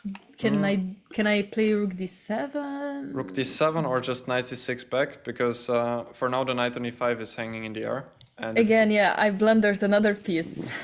And if you go knight c6 first, then you might think about taking this one. Even though, again, it does open the b file, which probably white will be happy about. Like maybe after knight c6, knight e3. And knight c6 has been played. Yeah, very good. Ding doesn't blunder pieces like me. But yeah, so knight a3 is very logical. The question is, do we take on b6 or do we castle first? But somehow I feel like white's quite safe now. I know we're losing a pawn. Most likely, yeah. Maybe it's not that bad because of the activity on the b file. So, like you said, knight a3. Let's go for it. What are you going to do? Are we taking on b6? If we take, then rook b1, I guess. Rook b1, yeah. I mean, if I go queen c7, knight b5 is coming, right? Yeah. Also to be considered is rook takes b7. I don't know if that's good or not, but Those should ideas be also considered. exist, and knight a3 has been played by Gukesh. Yeah, very good. That's why I preferred queen b8. It's just safer tucked back there, and the knights are playing. And now white exchanged his c1 bishop for this beautifully active c5 knight, Yeah. and somehow things are turning Yeah, around, in white fact. got exactly what he wanted by exchanging this bishop, and now actually white's minor pieces are arguably more active than black's because the bishop on h6 doesn't do much at all, and especially if you compare it to the white's bishop on g2, which is doing a fantastic job on this diagonal. I was so happy with Ding's position suddenly, but Ding decided to go queen d6, which of course it's a healthy move, but I really was cheering for queen b8 and all these complications because it would be such a challenge for Gukesh to find a good response after queen b8. Yeah, absolutely. Again, something we will probably hear at the press conference. I'm sure somebody will ask about queen b8 and not queen d6. However, this is the position we need to live in the moment. What are we going to do? What if I just castle though? Yeah, that seems very logical. Just castling, and I thought about rook db1 here, just to get rook b5. Oh yeah, rook b5 is a threat, huh?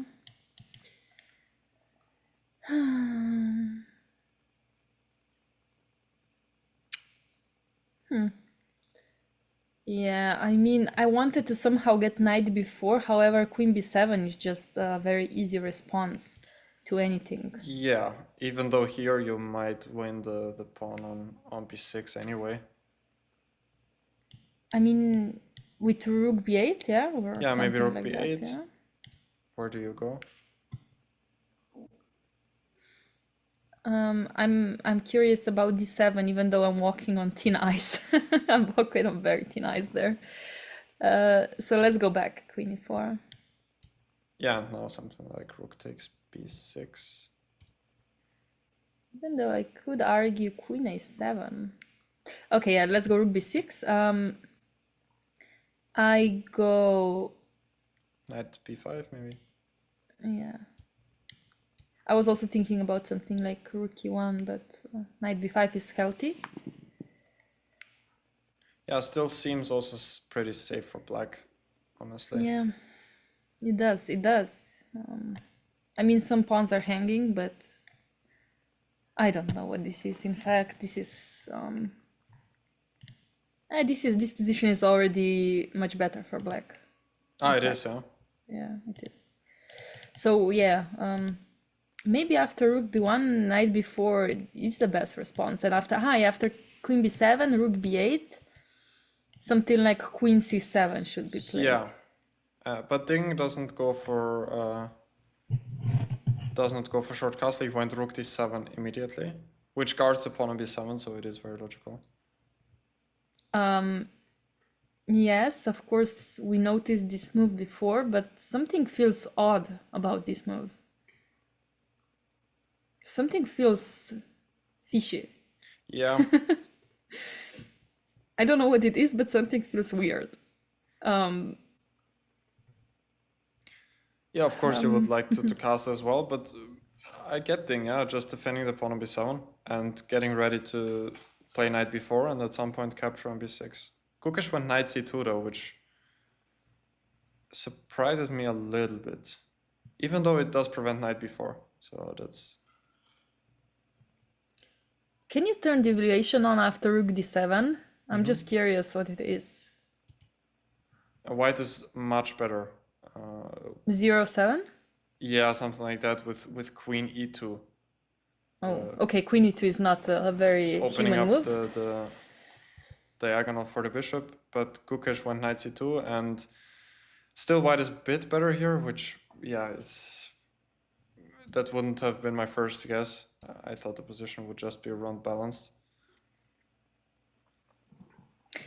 I mean, knight c2 is logical. We're attacking the d4 pawn.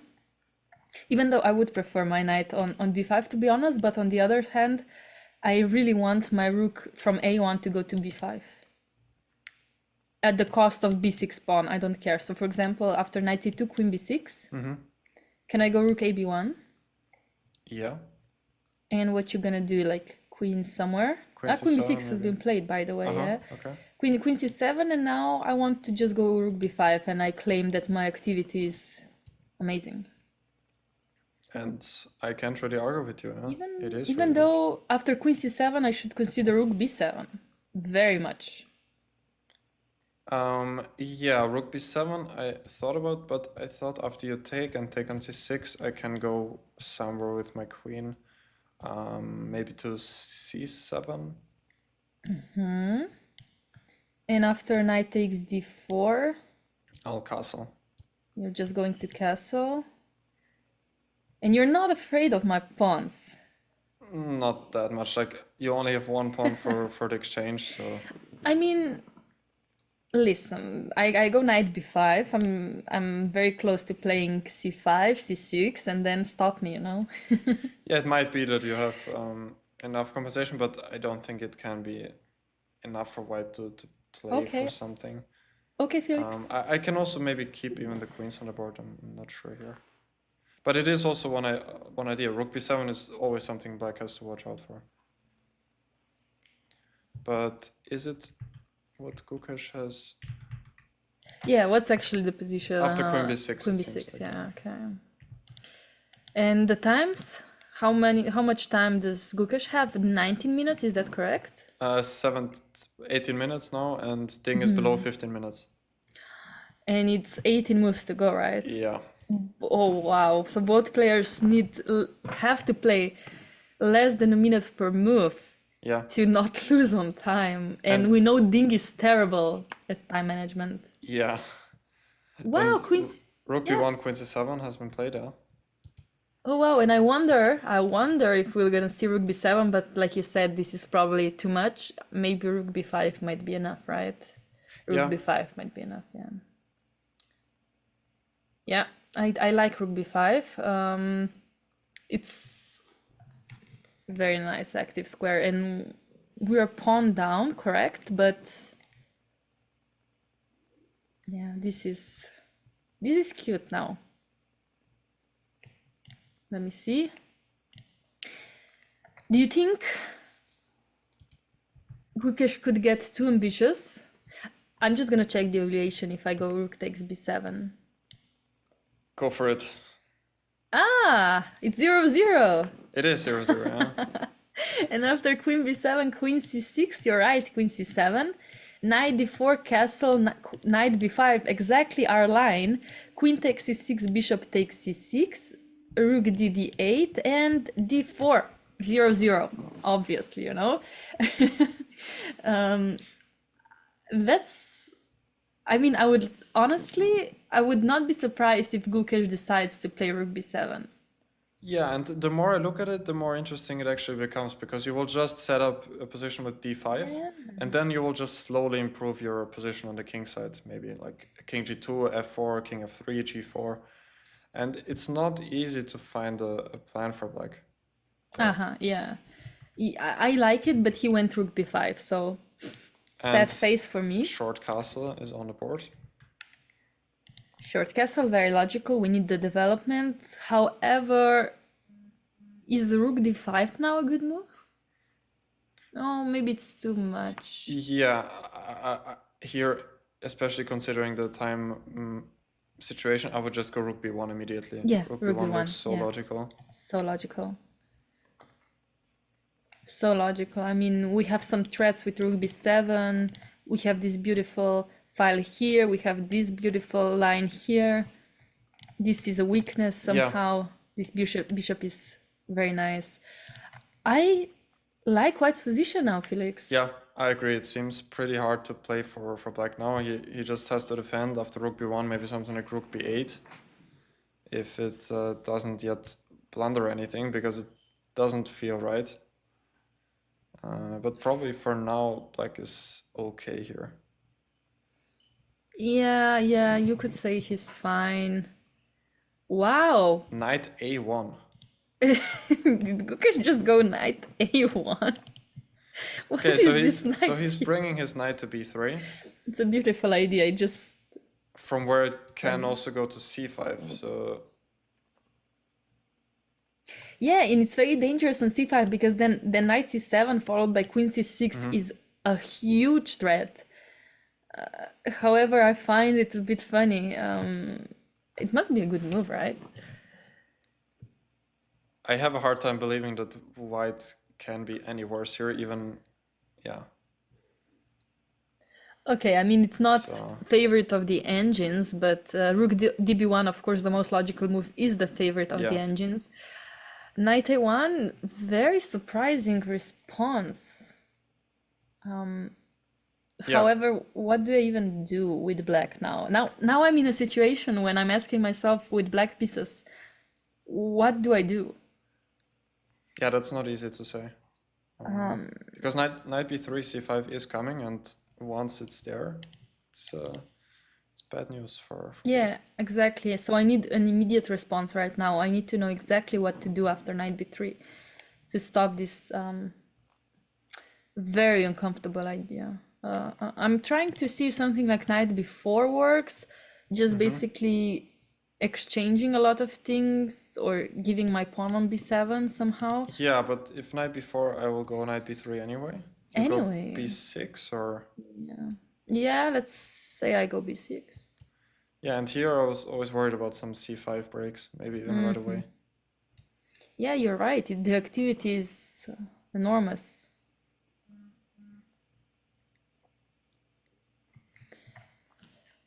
Very unpleasant for black. Yeah, night before was just my my blitz instinct, like to play for activity, but I think I need to do something else. Yeah. But what, rook b8? No, that's so passive. Still knight b3, yeah. Can I play e5 followed by maybe f5 idea? It's very no, I don't like it as well. I hate it, in But fact. it might be time to kick out the queen. It does weaken a lot of squares, but let's see. e5, knight b3, f5. But yeah, it does weaken So many position white quite a lot. squares. Queen Yeah, e2, I hate I'm it. threatening to take on c6 maybe as well. Yes, of course, bishop d5, taking even on c6, playing knight c5, so many e5 sometimes we're taking on e5 later. No, this is so bad. This is so bad. I don't want that. Let's go back. Yeah. After knight a1, actually with knight a1 is very challenging. And Ding is close to being Oh my. down to 10 minutes. I think he is very close to being below 10 minutes. Yeah, exactly. And he has, yeah, he's 40 minutes 40 seconds, and he is below 10 minutes, so this is so nerve-wracking. This is so hard. Yeah, and what can Ding actually do here to against the threat of knight b3? I don't know. I tried 2 moves now, Felix. Now you try something. Yeah, I'm trying. Somebody said knight a1 is a psychopath move. I think so too. No, this is a very challenging move. I love it. I wouldn't play it, but now that Gukesh has played it, I love it. Yeah, I like it too. Yeah, it's hard to find something. It's so hard. I guess you have to avoid the knight appearing on c5. So you have to play b6 somewhere. I want to move the knight. I'm still not sure where I go. Maybe knight to b4 was actually the best try. I was also thinking of going to d8 and then after knight b3 to maybe play... Let's try knight d8 actually. Knight b3. Another idea was knight e6 here to stop knight c5. But it also doesn't feel that's correct. Like white could even think about going h4, bishop h3. Ooh, another idea for white. Wow. Wow. Easy. Looks so easy for white. So Yeah. effortless. So probably black has to do something like b6 and just allow c5, but then it becomes really, really dangerous. Like d takes c5, maybe knight takes c5, the rook has to move. Black is still a pawn up, so, and I don't see quite yet how white will actually, what will white do. But black doesn't really have any active moves himself. No, yeah, exactly. And Ding's down to 9 minutes. In fact, he's going to be below 9 minutes in 5 seconds. And he's below 9 minutes, guys. This is too hard. And I think this illustrates how activity is more important than a pawn. Absolutely, yeah. This game. And I'm going to go so far as to predict that Gukesh will win this game. Yeah, anything else would be actually pretty shocking now, especially if you look at the clock. I mean, 8 minutes for Ding. He played rook b8. Which is a very human move, yeah? But what happens after knight b3? Which is played as well. Gukesh is playing fast, I like that. And Ding goes e6. Oof, e6. I mean, really? Yeah, so knight c5, he wants to go to e7, I guess. But knight c5, rook e7, if I just go rook d1. Wait, sorry, can I not go knight b7? After rook e7 or? Yeah, I'm just curious. Yeah, but then at least there are some exchanges, like, you mean this, yeah? Yeah, I will not take on b7, I will take on c6, I will let the rook be. Right away. Yeah, that still is probably better for white, but at least... But you think it's good enough for black? At least black would be somewhat breathing again, yeah, something like rook a7, black does have the opposite color bishops, so he does have some drawing chances, even though white is still to be preferred here, and the pawn is quite fast. Okay, so that would be too simple, okay.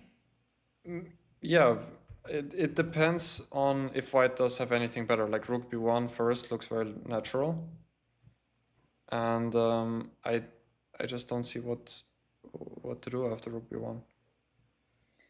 Maybe knight b4, but... Knight b4 does... Okay, yeah, let's do rook b1, knight b4, what you gonna do? I don't know, do I just take the pawn on b4? Yeah, you could. I could, but I don't need to. The beauty of white's position. And rook db1 is on the board. Gukesh with 13 minutes, it's move 28, so still 12 more moves to go to reach the time control, while Ding is down to 7 minutes and 30 seconds. Yeah. For 12 moves. And it's his move as well, after rook db1. I am curious if rook db1 was actually the best move. I will check Lila. Ding played queen c8. No, in fact, Lila said knight b7 is the best move. Wait, hang on. He played queen c8, but isn't it just losing on the spot? Queen takes e6. Huh? He just resigns, yeah? He did it! Queen c6 and the game is over, yeah? I think Ding will just resign here. Yeah, game is over. Poor Ding! Poor Ding! No, that was... it was already so much pressure on Ding. But to blunder like this is... Yeah, that's... another so sad. Story. Like if you play knight b4, the game still goes on, yeah. Yeah, the game still goes on. I mean, honestly, white is obviously better. Look at this activity. All the pieces are coordinated. They're active. I mean, yeah. Knight b4 just is very much playable position. But our queen c8 followed by queen c6. Tactical blunder by Ding. Yeah. Oh my. Oh my, yeah. It's terrible. My heart is breaking for Ding, of course. It sucks. Especially because we did like his position. before he went also queen d6, but if he went queen b8 or something very similar to that, it could be such a different outcome. But now, Yeah, this I is mean, tough. Ding's position was kind of starting to look pretty good, yeah, at some point, but then the time management again was just an issue. I mean, both players were low on time. It was like a 3-result game, but at some point, the decision with Queen d6 was probably something we did not really like that much. And after Gukesh got this position with the Queen on e4 and the nice Bishop on g2, it already started to feel like things were heading into the wrong direction for Ding. Yeah, absolutely. Like this queen b8 looked so much more. So much more play could be generated from queen b8, while queen d6 looked much more simple. White is giving up a pawn, but white gains activity, and that is the most important in these Benoni type of structures. I don't care about my pawn. Often in Benoni type structures, I sacrifice my pawns just to get my pieces active on the queen side, and this is exactly what happened here. And at some point your opponent breaks. I didn't expect Ding to break so quickly, but he did, yeah, which actually tells you how hard this game was for him from the beginning. From move 4, in fact, it was very hard for him, and that showed right now. However, I instead of, I mean, even g6, it is a very human move with a very logical plan. But yeah, if he could have also picked a different approach back then. However, yes, I think I was most, let's say, disappointed by queen d6, yeah. It was too simple for this position. Yeah, I agree. Queen b8 might have been a better try. And okay, we have to give Gukesh credit for finding this idea with a4. It was probably the only way to like get the game going even. So his defense here was on spot. Yeah, it's a heartbreaking result for Ding. He had his chances. If instead of g6 he went e6, the position seems pretty hard to play for white, because now black is way faster with development. The bishop will come to d6. All of the then there will be all sorts of discoveries. Yeah. So after that he would have been the big favorite. I mean, exactly. Like d3 pawn is always such a huge weakness, and with e6, I guess it's more simple as well, as this bishop is staying on this diagonal. And yeah, and it turns out that what Anish Giri said in his live stream turned out to be true. Yeah, the bishop on g7 was in fact somehow misplaced, and it would have been better on this diagonal. Yeah. However, I truly, even though there's a question mark behind g6, just because the evaluation changes from -1 to 0-0, I think g6 is a good move. Yeah, because it's very challenging given that h5, bishop h6 is coming. Yeah, it is very natural, yeah, and the idea with h5 was also a nice idea for sure. Absolutely, yeah. But and I do not blame Ding for choosing g6. In fact, I salute him for choosing g6, even though computer doesn't agree with that. But it turns out the game was then too difficult for him. Yeah, and I think it all comes down to his decision on move, was it move 4? To spend half an hour. Oh, yeah. That's just inexplicable to us, at least for now. So yeah, I'm curious what he will say about it in the press conference. Also, after a3, he spent another almost 30 minutes for bishop g4. I think that was kind of it already set a wrong tone for the game, even though later on he again had his chances. So. Yeah, no, heartbreaking, of course, heartbreaking result. We could say that this is where the match is going to break. For Gukesh's favor, it is going to be very hard to recover for Ding, especially as he did say he likes to play with black pieces.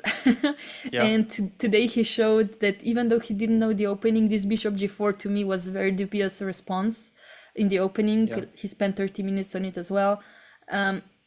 However, he did get a great position out of it. This knight on c5 is a beautiful knight. Then he got a knight from f6 to d7 to e5, very beautiful knight as well. He just needed to develop his bishop to a perfect square, and I think his pieces would be in harmony. And I think he had a huge chance today. Yeah, absolutely. Yeah. And it's sad. Yeah, it's very sad. And could we say that this is where Gukesh's also confidence will be much higher and he's going to win the match? Yeah, now everything has definitely shifted towards Gukesh's favor. There are only 3 more games left to be played. How Ding has been playing, it's hard to believe that he will, if he continues playing how he has, it's impossible for him basically to score a point. So he just needs to change his attitude and change his style of playing as well to be able to score a full point now, to be able to equalize the match. But Gukesh is definitely now the favorite in my opinion. Yeah, I mean, it was a great game. Honestly, it had a lot of drama. It was not symmetrical. It was not equal. In fact, there were a lot of ups and downs. I love this game. Whatever the score was at the end, I'm very happy that this game had happened. Of course, we'll see. I guess we're going to see Felix together. If Ding will manage to come back, I would love to see a comeback. But of course, it's up to his team, his mind, and yes, his abilities. Absolutely, to choose that. Yeah. And I do hope to see more exciting games just like this one in the future. Yeah, me too. And yeah, the next game is already tomorrow, starting again at the same time, 10 a.m. Central European time. So yeah, make sure to join Laura and myself again for the stream tomorrow. Ding will have the white pieces. So it's, yeah, he has 2 more chances basically, 2 more white games. So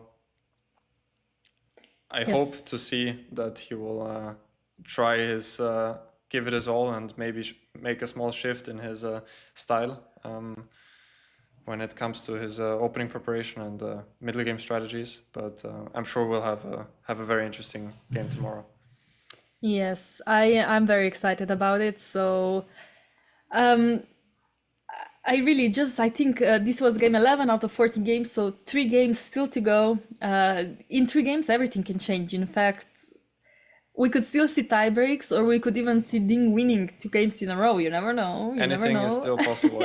Yeah. Absolutely, everything is possible. So I just am excited because that means that Ding will need to be forced out of this mindset of being safe. Yeah. So yeah. That's great. Thank you everybody for being here with us again and again. I hope you enjoyed the commentary. I love that Felix hosted today, so that's amazing. We are all improving on our technical difficulties, which is great. I just want to say, yeah, there's no Qatar Masters today. They have a free day, so I guess this is all from Lichess today. And tomorrow, again, 2 exciting streams after the World Championship game, of course, also the Qatar Masters. Exactly, yeah. So thank you guys for watching the broadcast, and we'll be back tomorrow, 10 a.m. Central European time. So take care and see you tomorrow. See you.